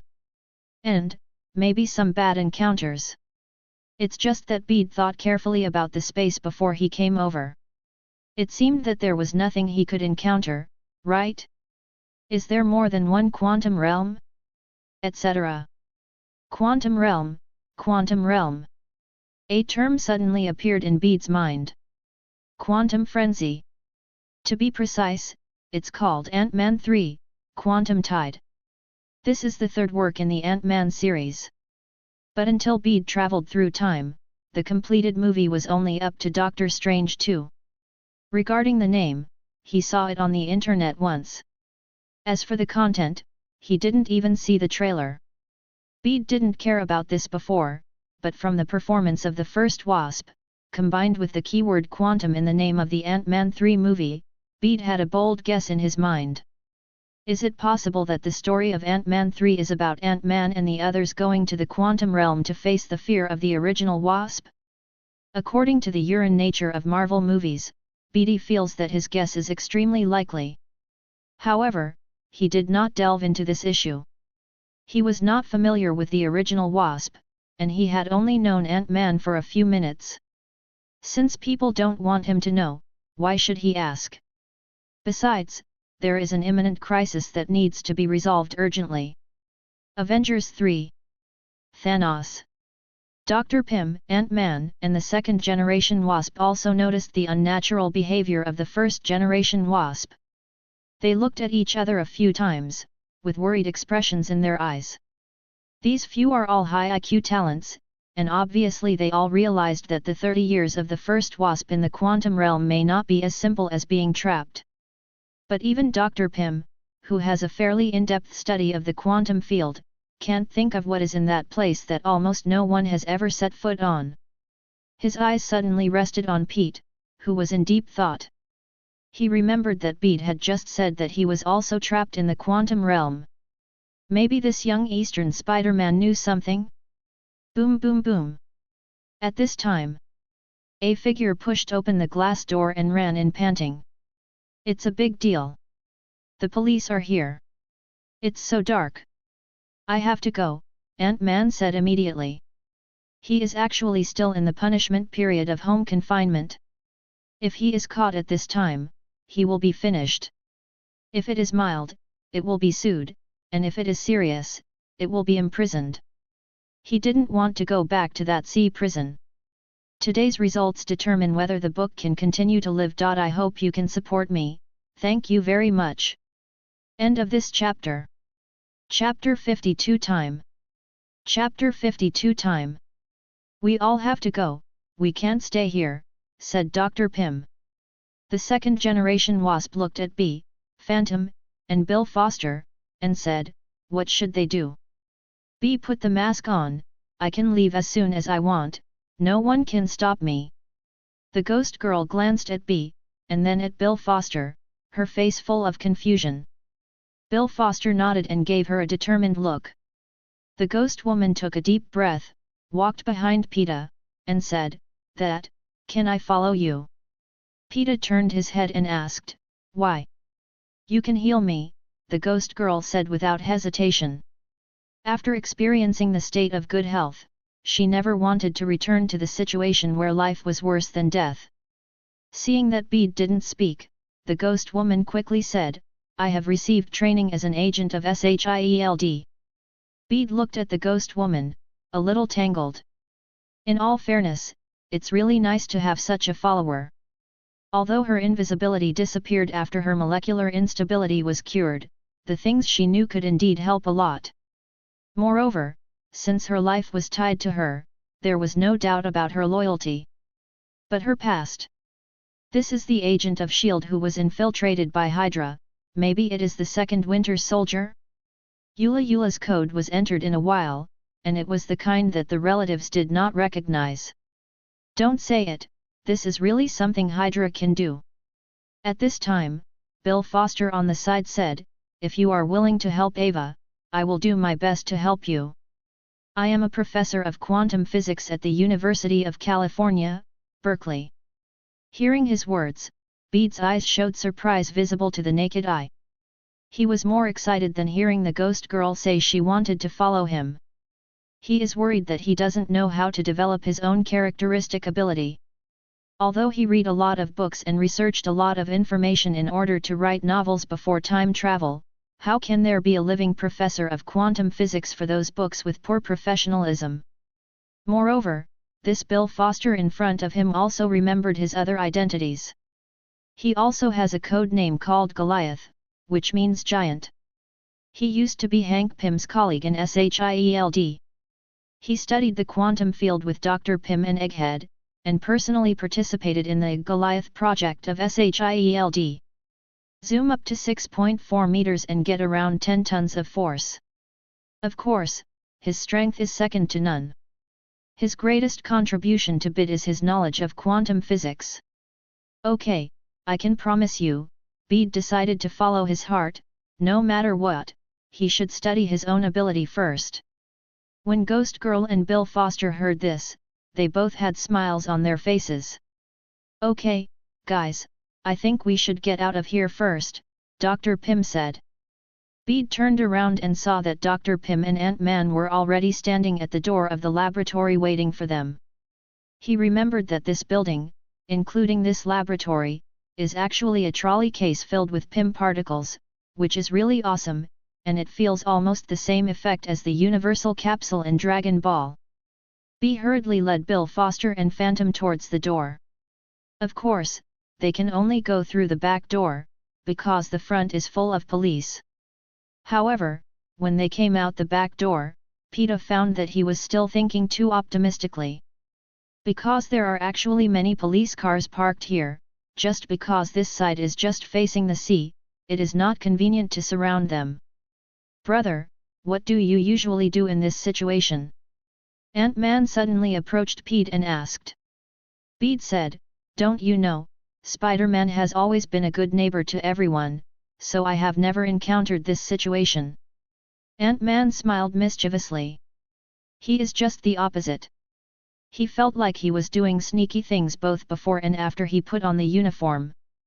Even if he is wandering outside now, it is because Hope enlarged an ant, let the ant imitate his behavior, and confuse the FBI in his home. Otherwise, as soon as he leaves the house, within a few minutes, the FBI will come to his door. Well, actually I have a great idea. Ant-Man didn't care about Peter's teasing, nor did he envy him. In fact, he still quite liked his current life. Afterwards, he briefly stated his plan, then stretched out his hand and pressed it, becoming the size of an ant, sitting on an ant and flying away. The second-generation wasp girl on the side also immediately shrank to follow. I have to say that this superhero couple really has a tacit understanding. I wonder if one day I and Gwen Spider will be able to do the same. Bede looked at the direction they were leaving, and a beautiful thought came to his mind. Ant-Man's plan is actually very simple, it's just a trick. He will go to a place far away, take off his battle suit, and then zoom in, pretending that he has become a giant there, to attract the attention of the FBI. After the set time is up, the enlarged suit will shrink until it is the size of an ant. Then the wasp took the opportunity to pick it up. And what Bede and the others have to do is to take advantage of the time when the FBI's attention is diverted, turn the Pym building back into a suitcase, and take it away. The plan was a success. It didn't take long for Bede to see the second-generation wasp who came back in the van, but he didn't see Ant-Man. Because the FBI will definitely go to his house to seize his certificate of leaving home without permission, so he must rush back now to replace the ant that pretended to be him. Forget about Ant-Man for now. Looking at Dr. Pym and the others, Bede said, Dr. Pym. Well, young Eastern Spider-Man, you say? Dr. Pym turned his head from the passenger seat. Just call me Bede, Bede said. I would like to ask, how long will it take you to rebuild a quantum tunnel? Dr. Pym wondered, why do you ask this? Bede said, I want to confirm one thing, please tell me. Well, although I still have the materials there, it should take about a month. Dr. Pym said. 1 month. Bede's first reaction was a little surprised. He asked this because he wanted to confirm how long it would be until the plot of Avengers 3 begins. Because in the Ant-Man 2 post-credits scene, in order to help the Ghost Girl heal her injuries, Dr. Pym recreated a small quantum tunnel installed in a van, and then Ant-Man entered the quantum realm through this quantum tunnel to collect quantum energy. When he was about to come back, Thanos snapped his fingers, and Dr. Pym, the first-generation wasp and the second-generation wasp were wiped out, and they all turned into ashes. So. Wait, there's something wrong. End of this chapter. Chapter 53. Chapter 53. Bede noticed something was wrong, and immediately said, "What if we want to build a small quantum tunnel in the compartment of the car we are sitting in now? How long will it take?" "A small quantum tunnel? In the compartment of this car?" Dr. Pym seemed surprised by Bede's brain opening. However, his senses were not bad, so he tried his best to turn around, looked at the back of the car carefully, and after thinking about it, he said, "If it's only this small, it should be done in 4 or 5 days." 4 or 5 days? Peeta's face was slightly ugly. The entire incident of Avengers 3 probably lasted within 48 hours, that is, 2 days. After deducting these 2 days, Infinite War will begin in 2 or 3 days. Terrible. The only good news is that Thanos at this time should have just destroyed Xandar and got the power gem. Now he should be on his way to intercept the Asgardian ship. If we could find a way to contact Thor, change the direction of the Asgard spacecraft, or simply let him leave with the space gems in the cube, would it be possible to delay Thanos? Then let Mom mess with Frank, Bah, Braised Egg Bah, Nick Fury, call Captain Marvel back. Can that kill Thanos directly? In Avengers 4, Captain Marvel fought back and forth with the 2014 Thanos who collected all 6 infinite gems. Thanos still used the power of the infinite gems to beat her out. And now, he only has 1. Coupled with the help of a few superheroes. Bede's eyes brightened, and he felt that his plan was really feasible. "What's the matter? B, are you in a hurry and need to use the quantum tunnel?" Dr. Pym asked. The quantum tunnel had to be redone anyway, so he didn't mind helping the young man by the way. Moreover, he is actually quite curious about Bede's ability to possess quantum energy. If Bede allows it, he really wants to study it. Bede said solemnly, "At this moment, there is a storm brewing across the entire known universe. If things reach the worst stage, then quantum tunneling will be our hope for a comeback." What he said was not nonsense. Although in the final Avengers 4, the machine they used to travel to the past timeline, or other parallel universes, was created by Iron Man and Dr. Banner, but in fact the inspiration came from the quantum tunnel. If there is no such template as the quantum tunnel, even if they want to create it, I am afraid it will not be how long it will be. After all, neither Iron Man nor Dr. Banner specializes in quantum physics. And there is actually Bede's selfishness in it. He considered again and again, but decided to participate in this infinite war. In fact, according to his original idea, he entered the quantum realm directly from Dr. Pym's quantum tunnel, and then tried to find a way to go to the world of Gwen Spider, away from this world where half of life was about to be wiped out. From a superhero's perspective, this idea is shameful. A complete act of cowardice. But he never thought of himself as a superhero. "When I first obtained the spider ability, I accidentally entered the ultimate universe and saw the shadow spider.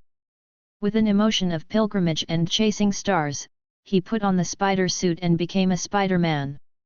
And, because of this, he quickly integrated into the big spider family and spent the first 2 days when he acquired the ability. But later, in the particle flow, he saw the parallel universe that was about to be destroyed, and gradually realized the heavy responsibility he had brought with him after he acquired this ability and wore this title. The heaviness of this responsibility made him feel a little confused about his abilities for the first time. Especially after leaving the spider family and suddenly becoming alone. This confusion enveloped his heart at a speed visible to the naked eye. If Shadow Spider were by his side at this time, he might have told him, every Spider-Man will go through his own period of confusion. Whether he turns into a cocoon and becomes a butterfly or sinks like this, the choice is up to him. This allows him to recognize his current state. If Gwen Spider was by his side at this time, she might comfort him, "I have been in a state like yours before, and it was you who saved me from it. Now, it's my turn to save you." This may allow him to come out of it and re-examine himself. But now, there is no one around him who can be regarded as a real companion. Although Ghost Woman and Dr. Bill Foster barely form a team with him, they are just a mutual use relationship, a temporary team, and they haven't even been run in. As for others, even more so. Therefore, Bede can only follow his own heart. And in his heart, he knows his abilities. He has only gained the ability for 2 days, and he wants to participate in a battle of this intensity. To be honest, it is nothing like going to fight the boss in the Hell difficulty dungeon just after coming out of the novice village. Difference. Although the quantum energy was unlocked by chance, the application of quantum energy is still at the most primitive stage. Right now, he is not in the particle flow, and there is no replenishment. If it is consumed like before, the quantum energy in his body will not be able to withstand how many times he uses it. Therefore, he is actually a complete Street Fighter level. Spider-Man's basic abilities are like this. As for the 4 Obsidian generals sent to Earth in the early stages of Thanos, none of them were simple things. This is not a movie, except for the last snap of the fingers.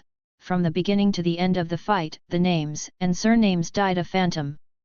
For Bede at this moment, this is a real world. If you die, you are really dead. Therefore, his first reaction was to flee, which is also normal. Human nature. But he suddenly realized that even if he entered the quantum realm, he didn't know how to find the world where the Gwen spider was from among countless parallel universes. According to his observation, the world he is in now is very subtle. The largest first-level concept should be called countless worlds, which is the sum of all universes. The second level is Sony Universe and Marvel Universe. The ultimate universe he was in before is actually far from the universe of the Marvel system he knows. Take the other universes he saw through those quantum channels in the quantum realm. The universes that appeared in Doctor Strange 2 did not have so many weird things. The Lego people, animal people, prehistoric times, and the one who turned into a spider demon are obviously the products of some kind of dark if-root. The third level, he is not very clear about the specifics, but the only thing that can be confirmed is that under the Marvel Universe, there should be distinctions such as Marvel Cinematic Universe and Marvel Animation Universe. The basis is that in Doctor Strange 2, Miss America opened the door randomly, but Doctor Strange and her have not been to any of the strange universes that Bede has seen. They have all been to real-life universes. End of this chapter. Chapter 54 Life to Death. Chapter 54 Life to Death. 3 more. But he knows that Marvel itself has a set of universe numbers, such as identifying the universe where most things happen as 616 main universe. If this is the case, then the one he is in now should logically be the 616 main universe. What about Toby? What about Garfield spiders? These two have visited this universe in no return. And the middle-aged Peter Spider he met in the Ultimate Universe, he said that he also came from the 616 universe. This person had obviously experienced the performance of traveling through the universe or time and space, so he actually knew his universe number. Therefore, Bede boldly guessed that there is actually more than one 616 main universe. But they are all in their own different systems. That is, the fourth level below the third level, the numbered universe. Level and level and level and level may be the way to truly confirm a universe. Just like a house number, XX village / XX street, XX town, XX city, XX province, different provinces may have cities with the same name, and different cities may have towns, villages, or street names with the same name. For example, Countless Worlds Marvel Universe Live Action Movie Universe 616 Universe is the complete number of the universe he is in now. And this universe also has its derivative universe. For example, in Avengers 4, Iron Man and others use the time machine to go to different timelines and obtain infinite gems from each timeline. Although they all returned in the end, the traces of their existence could not be erased. Two identical individuals exist in a universe at the same time? No, that's obviously a spin-off parallel universe. That is, Countless worlds, Marvel Universe, Live Action Movie Universe, 616 Universe B, C, and so on. These universes are basically the same as the ontology, but they have split into branches for some reason. This can also be regarded as the fifth level. In terms of house numbers, there are n households in XX street or XX village. Just a fifth level in the fourth level can split many possibilities. In the fourth level of the third level, there are many possibilities. If he wanted to find the universe of the Gwen spider he had encountered in the vast universe, unless he found the precise house number, otherwise, it would be too difficult. He didn't know if he had the ability to find it, so someone had to assist him. And the person who assists, the best candidate, is right in front of him. Dr. Pym and Dr. Foster. Dr. Foster is easy to talk to and will help Ghost Girl as long as he stabilizes her body from time to time. But Dr. Pym, who is not related to him, why should he help him? Moreover, the most fatal point is, if Infinity War fails, Dr. Pym will die as soon as Thanos snaps his fingers a few days later. Even if he gives a warning then, Iron Man and others can directly activate the time travel mode to shorten the duration of the flicker as much as possible. But who can guarantee that this time the Infinite War will be won? If you want stability, then wait 5 years and let the plot develop normally, which may increase the chance of success. But that would have to wait 5 years. Even ignoring the possible time difference between different universes. Why does he think that Gwen Spider will wait for him for 5 years? Moreover, there is another very crucial point. Pete is not sure whether he will be wiped out by that snap of his fingers. After all, annihilating half of all life in the universe is the power of the rules. Since he is in this universe, he is within the scope of the rules. It is not surprising that it was wiped out. The probability is 50%. Either live or die. Bede chose to take the opportunity into his own hands. In fact, he still has a way out, that is to drill into the quantum realm when Thanos snaps his fingers. Ant-Man escaped Thanos' snap of his fingers because he was in the quantum realm. But this retreat has a bug. According to Ant-Man, he felt that he was only locked in the quantum realm for 5 hours, but 5 years have actually passed outside. Looking at it this way, it seems that the flow rate of time is 1 hour equals 1 year. But in the original Wasp, this rule no longer applies. 30 years on the outside and 30 years on the inside. In addition, if the time flow rate inside and outside is really so different, how can real-time calls be made? It doesn't take a year to talk about it. No blind date partner will be so perfunctory with you. So B didn't dare to gamble with this. Since there was no way to avoid it, he chose to face it positively and take the initiative in his own hands. If after trying hard, he still loses in the end, he dies. Then he dies. He admitted it.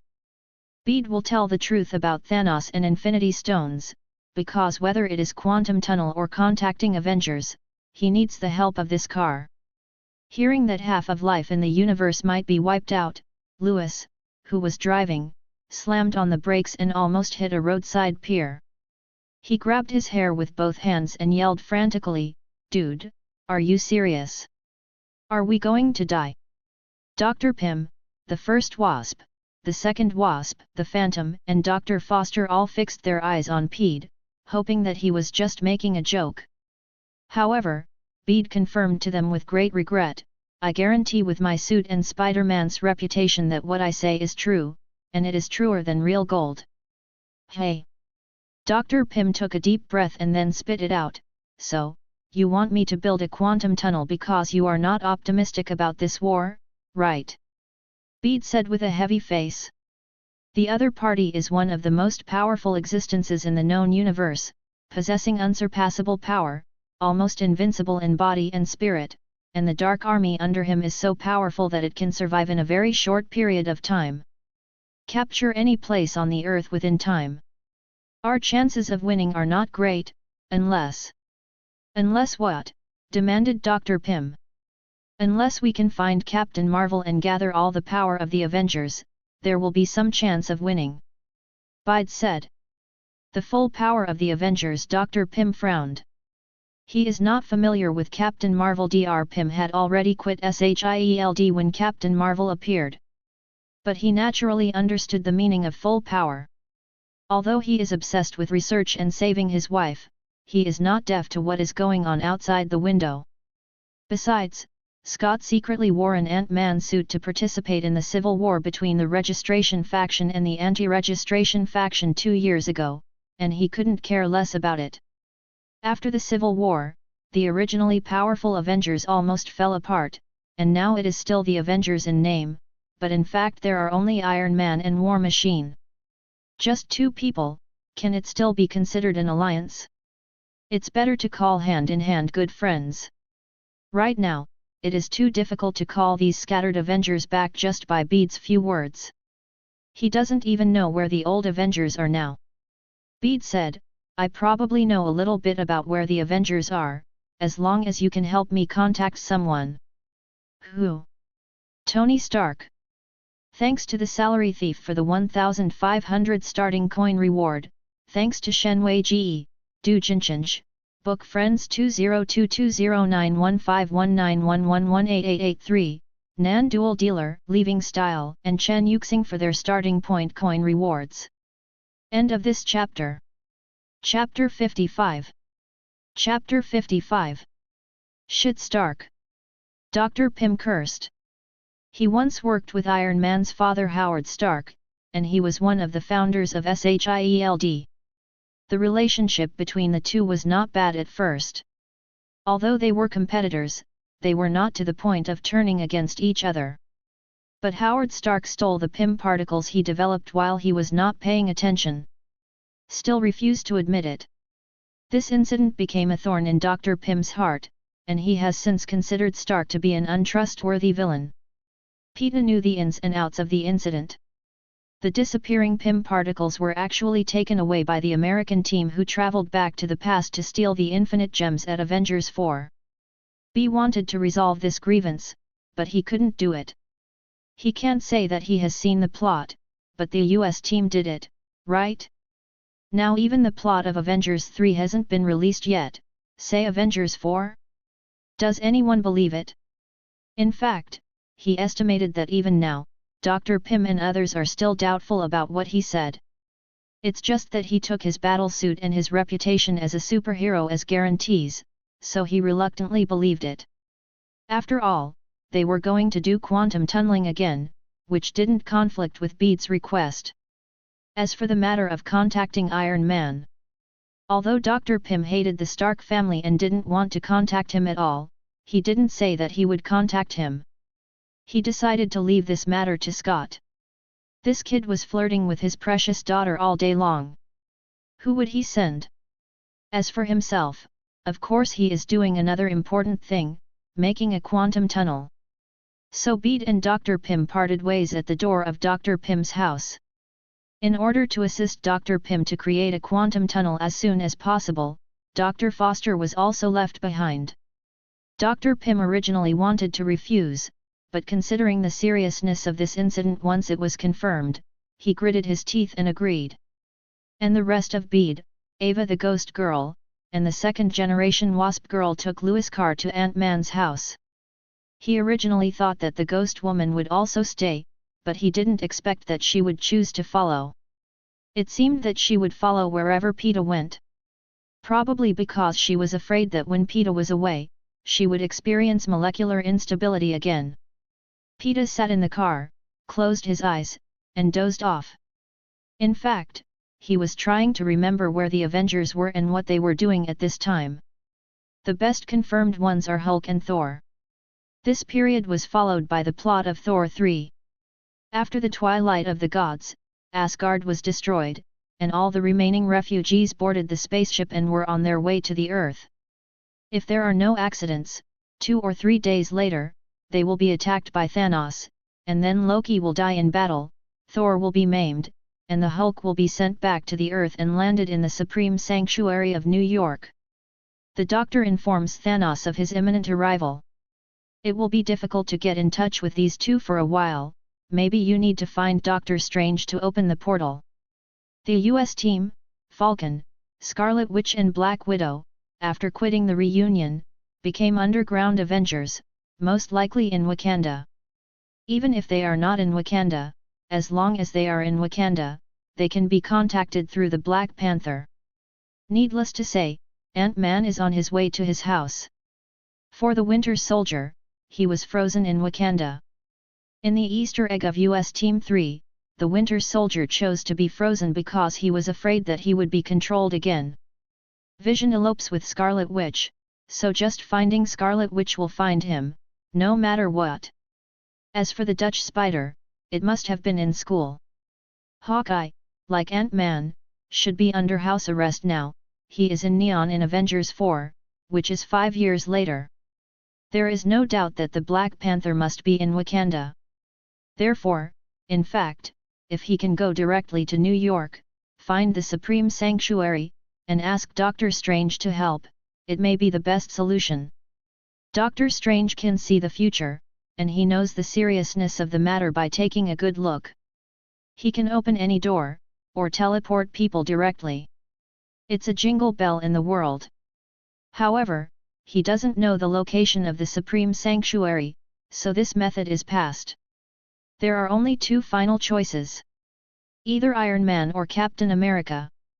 Anyway, as long as you can get in touch with one, you can get in touch with the other through this.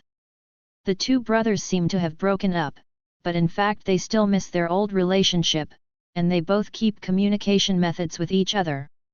Compared with Iron Man, Bede actually felt that it was easier to contact the US team. During the Civil War, Ant-Man joined the anti-registration faction of the US team. Although they broke up later, they must still keep in touch. But the US team may be in Wakanda at this moment, or it may be performing underground revenge missions in some places. So his ultimate goal is to contact the US team through Ant-Man, then contact Iron Man through the US team, and then let Iron Man lead him to find Doctor Strange, and finally, bring everyone together to find a way to win this infinite war. He absolutely disagrees with the method of dividing the army into two groups in the original book. Just look at 4 to see how strong the Avengers are united.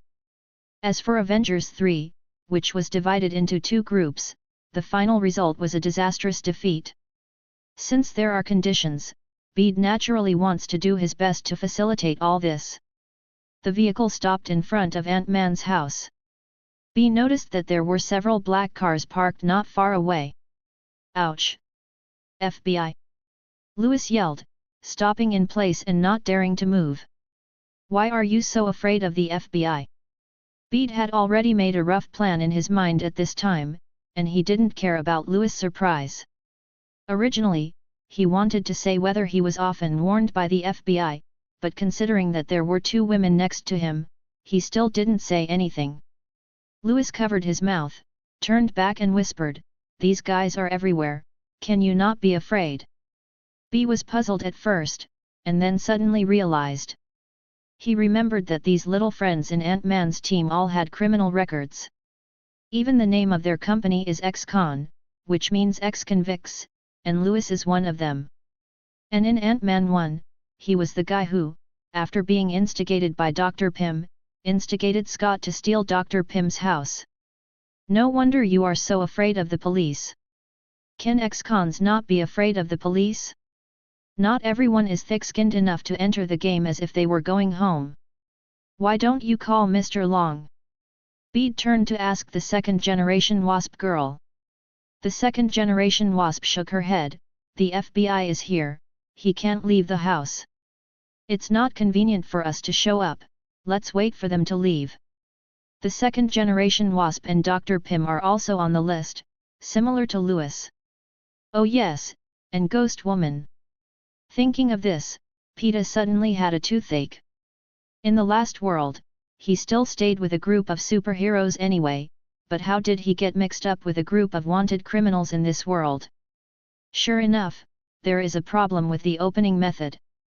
End of this chapter. Chapter 56 Captain America. Chapter 56 Captain America. After waiting outside for more than 10 minutes, the FBI car finally left. With his keen spider sense, Peter could sense that the people in the car were looking at them in the car for a long time before leaving. Probably noticed something wrong with them. But in the end they left anyway, obviously not intending to embarrass Ant-Man. Soon, Bede saw Ant-Man again in Ant-Man's house. When I saw him, he was wearing earphones and was playing the drums vigorously by himself. Seeing this scene, Pete remembered that Gwen Spider seemed to have said that she was also a drummer in the band. It seems that you can't get too close to Ant-Man. After all, a band doesn't need two drummers. Bede thought nonsensically. For some reason, when he saw the happy Ant-Man, his heart, which was already weighed down by the upcoming Infinity War, actually lifted a little. Should it be said that it is a superhero that focuses on happy families? With its own comedy effect. Oh, Hope, Louis, B, why are you here? Ant-Man took off his earphones, his face was full of joy. He tricked Officer Wu, who was in charge of monitoring him by the FBI, and there are only a few days left before the end of house arrest, so he can't help but be unhappy. However, the three of Bede didn't follow suit. Scott, let's sit down in the living room and talk. The second-generation wasp said. Ant-Man nodded, and the smile on his face faded quite a bit. He was thinking, could it be that something went wrong? The four sat down on the sofa in the living room. Bede repeated what he had just said to Dr. Pym and others, but this time he also added the plan he had thought of on the way. After listening, Ant-Man opened his mouth wide, his expression was dull, and he was speechless for a while, as if he was seriously frightened. Dude, are you really not kidding me? I guess you were. You were kidding, right? You must be kidding me, Ant-Man murmured. His reaction was more exaggerated than that of Dr. Pym and others. In fact, most people probably have this expression when they hear half of the world is about to die, and there is a high probability that you are among them. Not going crazy directly, the psychological quality is pretty good. Although Ant-Man has also experienced some things, in fact, a careful comparison of his experience with other superheroes shows that this is actually a civilian hero. He doesn't have any big ambitions to save the world, and his few actions are basically like driving ducks to the shelves. Even the Ant-Man suit was coaxed into wearing by Dr. Pym. Therefore, in fact, his thinking has never changed. Probably about the same as Bede is now. But Peter knew he had no way out, so he could only move forward bravely. As for Ant-Man, in fact, all this should not have come to him. According to the original development, he would have stayed in the quantum realm for 5 hours, avoiding all this, until he entered the plot of Avengers 4. But now, Peter can only count on him. Snapped. Ant-Man lay on his back, threw himself on the sofa, his head was tilted, like a corpse, which can be said to be a vivid performance of the phrase life without love. Scott, everyone needs your help. The second-generation wasp stood up and sat next to Scott, straightening his head. As Ant-Man's long-term partner, the second-generation wasp knew him too well.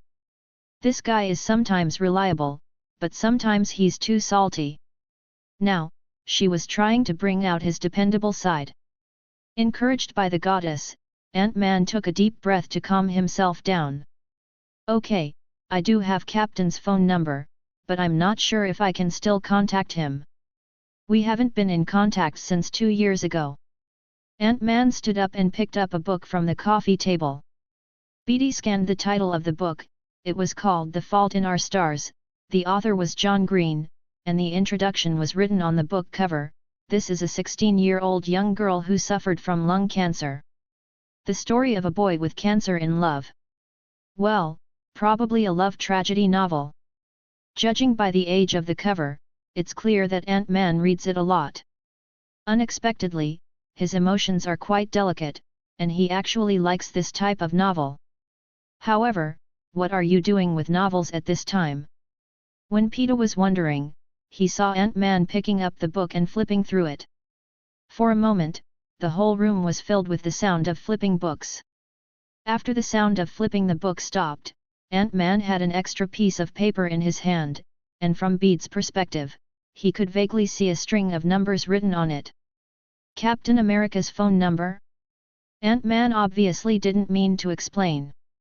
He walked over to the landline and started making calls. Beep, beep, beep. As the phone rang, Peter's heart also rose. It can be said that whether he can successfully contact the US team will affect the progress of his entire plan. After the phone rang for a while, it seemed that no one answered and was automatically hung up. This made Pete frown slightly. He's already thinking of other ways. But Ant-Man didn't show anything. After hanging up the phone, he called again. Next, there was another long beep beep. Then, the phone was hung up again. B couldn't sit still. If it really doesn't work, he still has plan B, but this plan requires more detours and will waste more time. And in a situation where Thanos may come at any time, time is undoubtedly very precious. Ant-Man called for the third time. This time, the phone rang once and was picked up. "You are?" A mature male voice came from the receiver. "Hi Captain, I'm Scott," Ant-Man said. Scott. Captain America on the other end of the phone was obviously taken aback. He probably didn't expect Ant-Man to contact him suddenly. After all, they haven't talked to each other for 2 years, but he quickly said, "I'm glad you can call, Scott." Ant-Man looked at Bede and said, "Captain, the reason for calling you suddenly is actually because we may be in big trouble, big trouble." "What's the matter, Scott?" Captain America asked puzzled. Peter knew the meaning of Ant-Man's visit just now, and obviously he had to explain this matter. So, he walked up to Ant-Man, took the microphone, and said, "Hello, Captain, my name is Bede, and I am a Spider-Man from a parallel universe." The identity of a superhero is obviously more trustworthy, so Bede decided to keep using this title. Spider-Man. The figure of the Dutch spider appeared in Captain America's mind. "You mean parallel universes? Don't be kidding, do parallel universes really exist?" "I can't confirm this to you for the time being," B said. "Okay, then, Mr. Spider-Man from the parallel universe, what can I do for you?" Captain America asked. Obviously, if B couldn't convince them quickly, he was going to hang up. They are still wanted so far, but they don't have much time to chat with people. This matter is related to the safety of the universe. End of this chapter. Chapter 57 I Sell Myself. Chapter 57 I Sell Myself. In the next few minutes, Bede once again explains something about Thanos and Infinity War. He had spoken twice before, but this time his language was more concise. "How can I be sure that what you say is true?" Captain America said. "Wanda can control other people's hearts, and I can let her control me, and you will know when the time comes," Bede said. "This." Captain America's voice paused. "Where are you?" "Scott's house?" "Let's talk face to face." "Okay." Bede agreed without the slightest hesitation. "If possible, please contact Mr. Stark." "I will think about it." After speaking, the US team hung up the phone. B put the microphone back on the landline, walked back to the sofa and sat down. He wasn't too worried about being manipulated or something. His move is called attack as defense. He offered it. On the one hand, it increased the persuasiveness of his words. "I'm even willing to be manipulated by you, you should trust me a little more, right?" On the other hand, he is sure that it is impossible for the US team to let Wanda do this. At this time, she did not experience a series of things such as the death of the Phantom, the death of the fictional child, etc., and she was still a positive superhero. And superheroes with positive attributes will not manipulate others casually. Taking a step back, if Bede didn't take the initiative to propose this, then he would not only have to spend a lot of time to convince the US team, but he might not be able to convince the US team at all. What if Wanda catches him and manipulates him forcibly?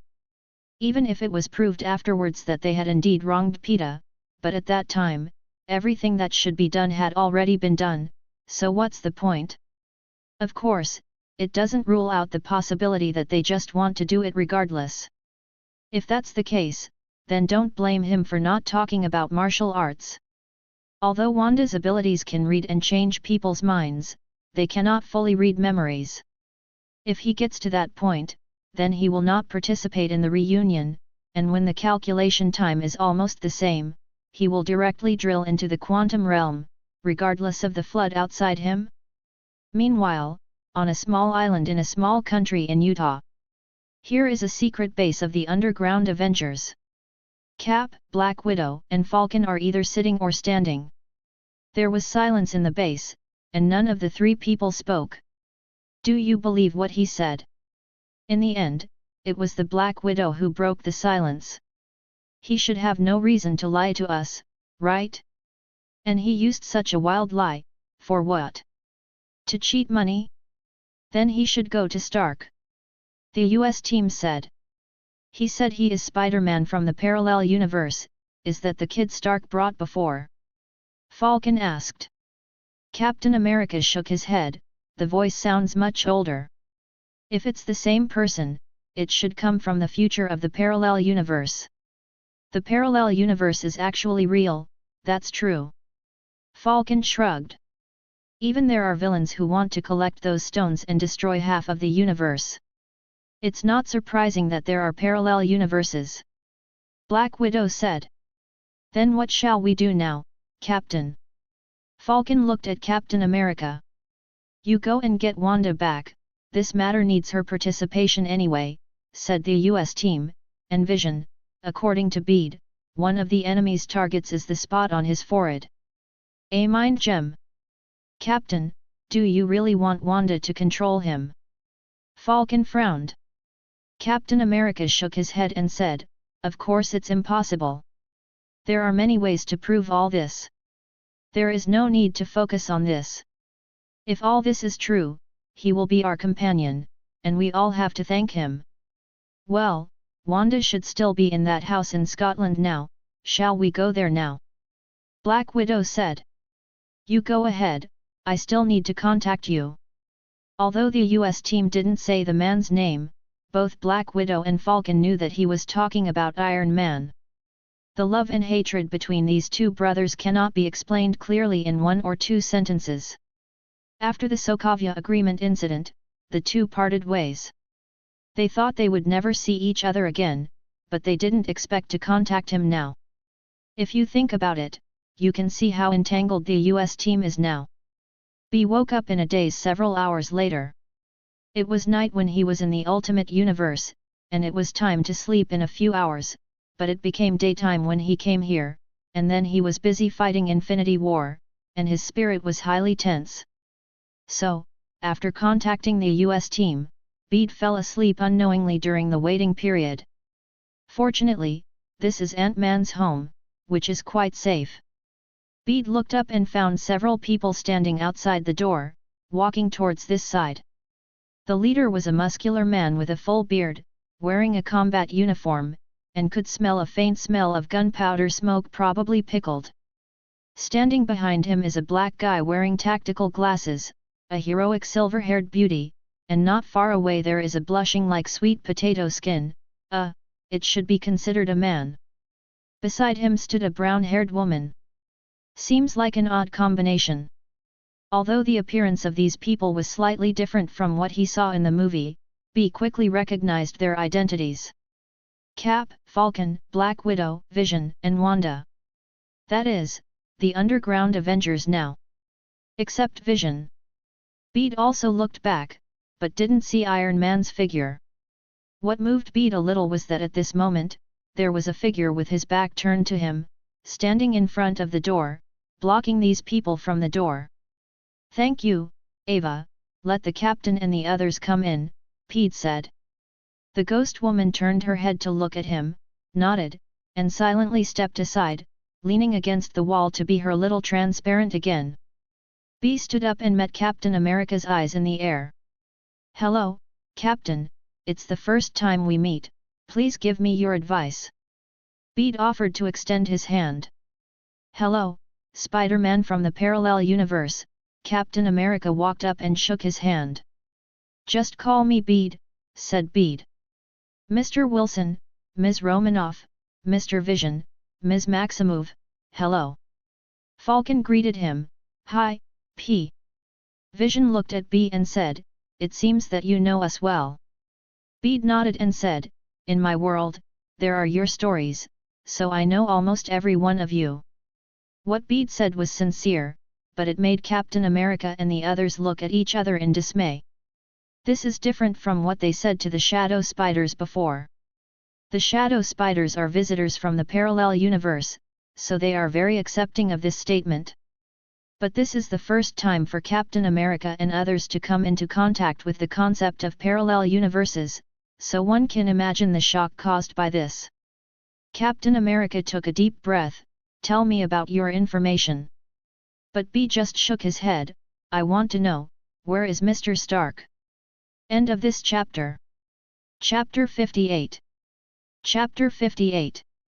He worked so hard, even at the expense of selling himself, not to watch the Avengers fight on their own. It can already be seen from the original plot that the reunion, which is fighting on its own, is nothing. Captain America lost Vision's life and the Mind Stone, and Iron Man and Doctor Strange also lost the Time Stone. It was a complete defeat. Looking at the American team whose face suddenly became a little ugly, Bede probably guessed something. Either the US team is desperate for face and has no contact, or Iron Man doesn't believe it. But that's something the US team needs to consider. All Bede can do is gather as many people as possible. But if you want him to compromise or something, I'm sorry he can't do it. Bede said, with all due respect, only by gathering all our strength can we have a chance of winning. Otherwise, we might as well surrender early. Let me tell you about the original result of this battle, Bede said with a sneer, looking at the expressions of these people.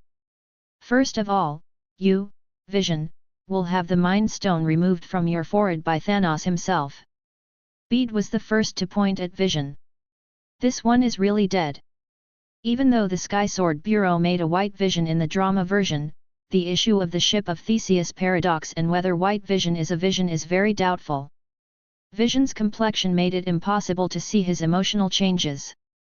But Wanda beside him turned pale. The Mind Gem is an important core of Vision. Once it is taken off, it means death. Winter Soldier, Falcon, Wanda, Doctor Strange, Black Panther, Spider-Man, Hill, Nick Fury, Dr. Pym, the Wasp, Star-Lord, the Destroyer, Groot, Mantis Girl. One name after another, spit out from Bede's mouth. Every time there is a name, the faces of the US team and the others turn pale. Ant-Man and the second-generation Wasp, who were watching the situation in the house not far away, were also pale. At this moment, this is a death list. Among everyone present, except Bede himself, Captain America, Ghost Girl and Ant-Man, several others are on this death list. Among them, there are some people who have a good relationship with them. The Winter Soldier is a good friend of the American team, an old friendship for decades. The Black Panthers have secretly supported the activities of their underground Avengers over the years, which can be described as a very personal relationship. Nick Fury and Hill, as the former director and deputy director of SHIELD, also have a close relationship with them. Let's go to the Avengers base. Let's go immediately. Captain America stopped Bede from continuing. He was afraid that his little heart would not be able to bear it if he continued. The others are naturally all right. However, when Ant-Man and the second-generation Wasp were about to go together, Bede stopped them. Because they will be Pete's backup. But this time, he let the second-generation Wasp, Ant-Man, the first-generation Wasp and Dr. Pym's family enter the quantum realm together. This is because, in the original Avengers 4, there were too few Pym particles, which greatly reduced their fault tolerance. Now that Dr. Pym is here, such a situation will never happen, right? As for how to get out, this is very simple. Just set an automatic button, adjust the time, and when the time is up, the switch will be turned on automatically, and they will be released from the quantum realm. Of course, in order to prevent them from coming out too early and just in time to snap their fingers to erase, the automatic switching time must be at least 2 days. Because from all aspects, the total time of Avengers 3 is only about 2 days. Bede directly suggested that they set it to a month. Because of his participation this time, the forces on Earth will gather as many forces as possible. What if the fighting time is prolonged? But no matter how much it was extended, it would definitely be over in a month. If we win then, everyone will naturally be happy. If you lose, then wait for Ant-Man and the others to cast resurrection coins to restart. Knowing his heavy responsibility, Ant-Man didn't smile this time, and solemnly nodded and agreed with the second-generation Wasp. Bede also heaved a sigh of relief. In this way, after the second player is ready, even if he really loses, there is still a chance to load the file. But he didn't tell the US team about this. Breaking the boat and sinking the boat can even stimulate the will to fight. Besides, he is a random intruder who came to help, so why should he be more relaxed? Then Pedro looked at Phantom Woman again. But before he could speak, the Ghost Woman said, "Where are you going? I will go." Bede was very satisfied with the performance of the Ghost Woman, but he still patiently persuaded, "We are going to fight an interstellar war, and there will be a hail of bullets on the battlefield." The Ghost Girl gave him a strange look. "I used to be a ghost agent of S.H.I.E.L.D. and received training. I am not a weak and good girl. You don't need to worry about me. Since I have chosen to follow you, I will do what I say." "Okay then, let's go." Bede didn't persuade him anymore when he saw this, and walked out with the Ghost Girl. The distance between San Francisco, where Ant-Man lives, and New York City, where the Avengers are headquartered, is nearly 5,000 kilometers. Fortunately, the US team flew a Quinjet fighter when they came. This vertical takeoff and landing turbojet fighter produced by the Wakanda design team is not particularly impressive in terms of speed. Its main advantage is that it has vertical takeoff and landing capabilities. It can take off and land without using a runway, which allows it to be used in many applications. In an extremely wide range of scenarios. However, even if it is not brilliant, it is also a supersonic fighter, with a maximum speed of Mach 2.1, which is 2,573 km per hour. It takes less than 2 hours to arrive at the Avengers headquarters in New York. On a Quinjet fighter, the Black Widow is responsible for driving up front, with the Falcon assisting in the passenger seat. The US team came to Pete again. "Can you tell me how you came to our world?" Okay, Bede knew that this was another test of his identity by the US team. Since they didn't let Wanda control him, I naturally don't mind taking the initiative to say something about myself to gain more trust and lay a solid foundation of trust for the next action. Bede wasn't going to tell them anything about the real world, though. He described himself as a person from the Ultimate Universe, to the effect that after the Spider-Man in that world died unexpectedly, he inherited the mantle of Spider-Man. Then Jin Bin's particle collider opened the door to the dimensional world, and summoned several Spider-Man from parallel universes such as Gwen Spider and Shadow Spider. Later, he said that the reason he came to this world was an accident. When he shut down the particle collider, he accidentally fell into the particle flow, activated his ability, fell into the quantum realm, and was turned on by Dr. Pym and the others. Rescued by Quantum Channel, she came to this world. As for why he would know about the impending events of Thanos and Infinity War, he saw it when he came to this world in the quantum realm. Some explanations, true or false, but reasonable. Not only created a hero background for him, but also pointed out his ability, explained why he may be a little weak, and the source of the ability to predict the future. Thanks to Chen Yuxing, Overlord Meal, Abba Abba Abba Monster for their starting point rewards. End of this chapter. Chapter 59 Soul Gem. Chapter 59 Soul Gem. Captain America, Vision, and Phantom Girl all have the ability to analyze micro-expressions, and they all looked at Peter's face when Beatty was narrating. But because most of the information Bede said is true, even if it is a hallucination, there are not many problems. Even if there was something wrong with it, they just thought Peter was hiding something private. Who hasn't got a secret? Therefore, the US team and others accepted his statement one after another. Moreover, their attitude towards Bede has also changed a lot. From Bede's description, they have imagined a heroic image who takes orders in a crisis, saves the world but unintentionally drifts away. And now, even in another world, this person is still trying to help them. How could anyone not like him? After chatting with Bede for a few more words, Captain America got up and walked towards the tail of the plane, taking out his mobile phone at the same time. It seemed that Bede's story had inspired him a lot, and he decided to persuade Nini again. After the US team left, Pete once again ushered in a couple. Wanda and Vision. "Thank you for telling us all this," Vision said seriously, looking at Bede. Bede shook his head. No one can just sit back and watch the loss of life and remain indifferent. Everything is for life. Vision smiled. Bede took this opportunity to focus on the Mind Stone on his forehead. Infinity Gems. Hey! This thing is almost the most powerful treasure in the single universe of Marvel. Each of the 6 infinite gems has its own magical power. And the Mind Gem in front of him is the source of thinking of life in the universe, and can create and modify any thinking at will.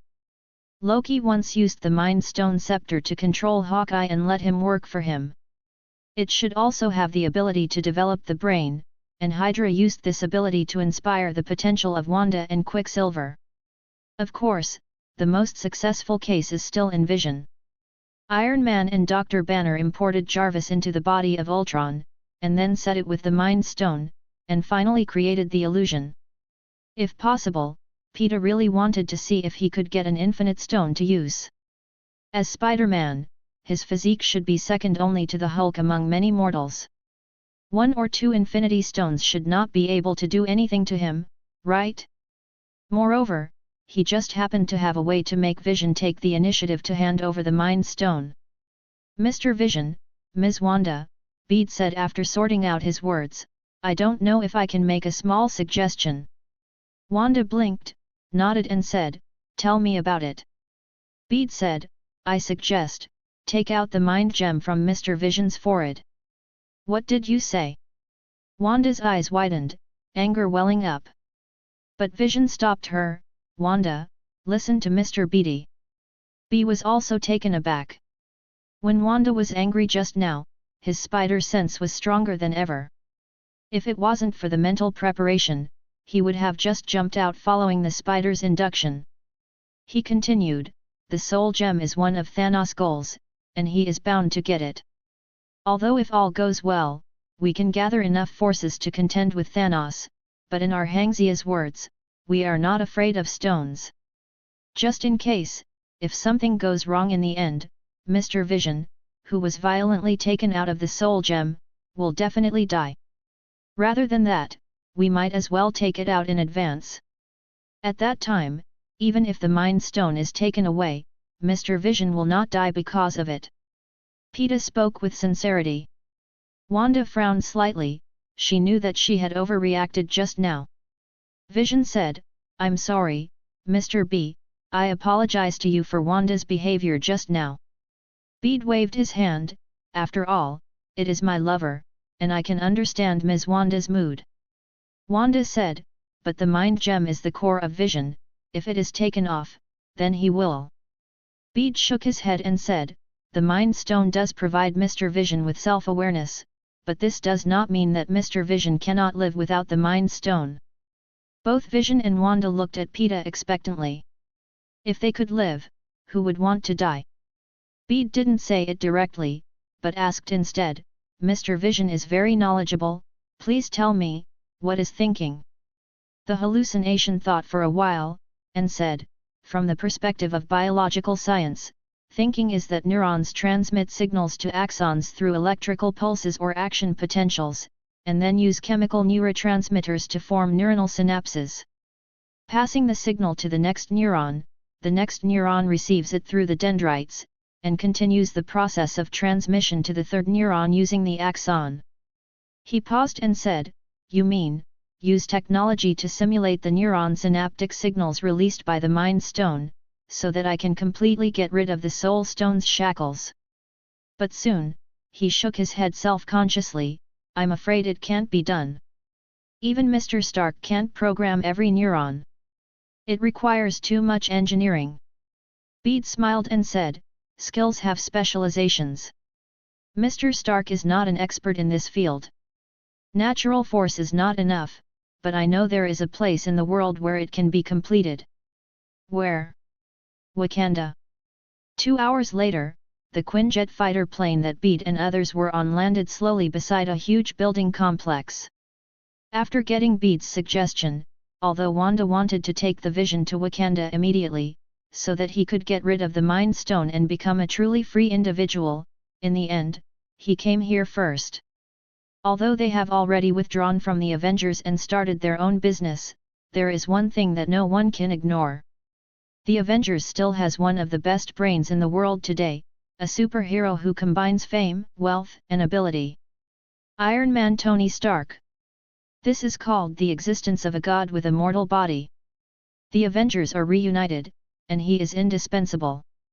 What's more, he is still one of the only 2 remaining superheroes in the Avengers Alliance including Vision, who is daily disconnected, and there are only 3. After getting off the Quinjet fighter plane, Bede looked around curiously, followed behind Captain America and the others, and walked towards the main building. Although he couldn't understand what some of the instruments here were used for, it didn't stop him from being amazed. The Avengers are really rich and powerful, and it is not so easy to occupy such a large territory in New York, where every inch of land is expensive, even if they have an official background. The main thing is to have money. Who allowed you to invite them here?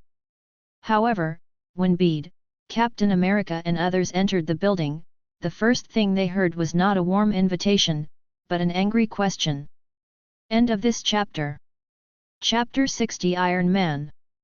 Chapter 60 Iron Man. Afterwards, B saw the scene in the hall. The 2 middle-aged people, one black and one white, faced each other, chatting to themselves. Beside the 2 of them, a well-dressed old man was losing his temper to them. But judging from the old man's appearance, he should be just a virtual projection. On a stolen Quinjet fighter plane, 4 of the world's most wanted criminals were found, the old man demanded, "And now, tell me, you invited these people? Do you want to rebel, Tony Stark?" "Hi, Tony Rhodes," Captain America raised his hand in greeting. The sound in the hall stopped abruptly. Iron Man Tony Stark, War Machine Colonel Rhodes and the old man turned their heads at the same time. Before the Iron Man could speak, the old man walked up to the US team and said, "You are really brave enough to even dare." Swish! Before he finished speaking, the virtual projection disappeared. Iron Man behind him shrugged, "He really has enough nonsense, I've long wanted to be quiet for a while." Colonel Rhodes said helplessly, "You should at least think about it for me. Just hang up the Secretary of State's communication like this. I will go to a military court." Iron Man pointed to the US team and the others and said, "Just say you were threatened by him. Anyway, he is already the most wanted criminal, and he has a lot of debts." Peter looked at the man in front of him curiously. Iron Man. Live. Watching him, Bede's mind gradually emerged his final scene. Iron Man put the Infinity Gauntlet on his hand, and snapped his fingers at the cost of his life. "I'm Iron Man." The unpretentious words carry the weight of being a superhero, a husband, and a father. Became a mountain in the Avengers. For a moment, he felt quite like a pilgrimage. But he soon came to his senses, and now he was actually doing the same thing as Iron Man. Maybe he doesn't have the greatness of Iron Man's self-sacrifice, but he can do better as much as possible. "Are you the Spider-Man from the parallel universe?" Iron Man walked up to B at some point and looked at him with scrutiny. Peter nodded, and now he wasn't wearing a mask, so Iron Man couldn't possibly recognize him as a parallel universe counterpart of the Dutch Spider or something. "Hello, Mr. Stark, nice to meet you. To be honest, I'm not very happy to meet you. The news you brought made me happy. Pepper's appointment was a joke. Thanks to you telling us in advance, otherwise we would only have to fight an unprepared interstellar war." The two shook hands. From Iron Man's words, Bede heard that he had basically believed in Thanos and Infinity War. Probably the US team used some method to convince him. That was good, and saved Peter a lot of tongue-in-cheek. "Then I'll cut to the chase," Bede said. Everyone looked at him. Bede said, "Mr. Stark, do you know the address of the Supreme Sanctuary? Or, can you contact Doctor Strange?" "Doctor Strange?" Iron Man shook his head in a daze. "I've never heard of it." Bede frowned slightly, and then patted his head. "Gan." There was a new long. He just thought about Doctor Strange coming to find Iron Man in Avengers 3, subconsciously thinking that they knew each other before. But after thinking about it carefully, it seems that the reason why Doctor Strange went to Iron Man was because Dr. Banner happened to smash into the Supreme Sanctuary in New York after being teleported to the Earth. In other words, before that, they didn't know each other. Bede quickly looked at Vision and said, "Mr. Vision, please look up 117A Blake Street." Vision nodded, the eyes released light, and an image was projected in front of everyone. However, in terms of influence, it is just an ordinary street, with people coming and going, without any abnormalities. "Is this the residence of the Doctor Strange you mentioned?" Iron Man asked. Peter nodded, feeling a bit of a headache. He remembered that the Supreme Sanctuary had a setting that would not be seen unless the mages allowed it, so although he remembered the address of the Supreme Sanctuary, he didn't intend to find it directly from the beginning. But now Iron Man doesn't know Doctor Strange, so he can only be a dead horse as a living horse doctor. However, it is a pity that the dead horse is still a dead horse, and it was not rescued. So in this time period, who else could find Doctor Strange directly? By the way, Thor. Bede suddenly remembered that in the Easter egg at the end of Doctor Strange 1, there was a dialogue between Doctor Strange and Thor.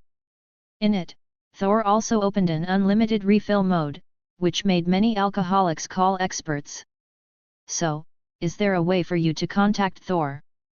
Bede glanced at everyone. Captain America shook his head. "Actually, I lost contact with you several years ago."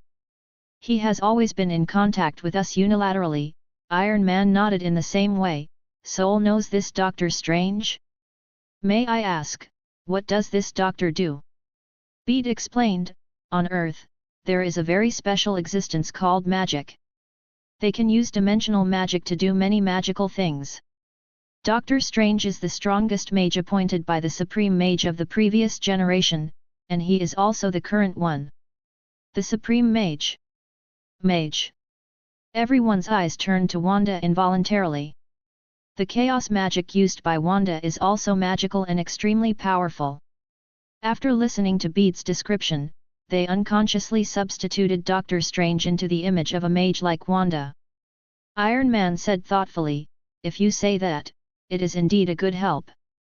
Bede said, "The most important thing is that Doctor Strange has an artifact called the Eye of Agamotto, and the core inside is the Time Stone." Captain America frowned. "In this case, we have to find him."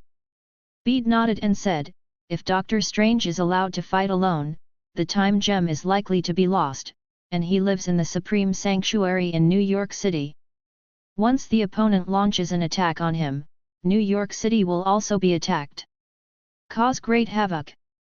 Captain America and others realized the seriousness of the problem. At this time, Wanda said, "Maybe I can try.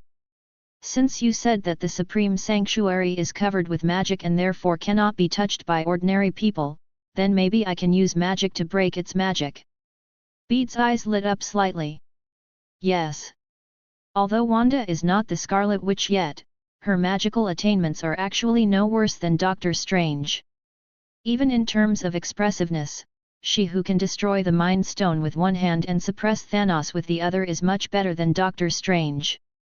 At this moment, Bede's spider sense suddenly started to warn. He stood up abruptly. There are enemies approaching. End of this chapter. Like and subscribe.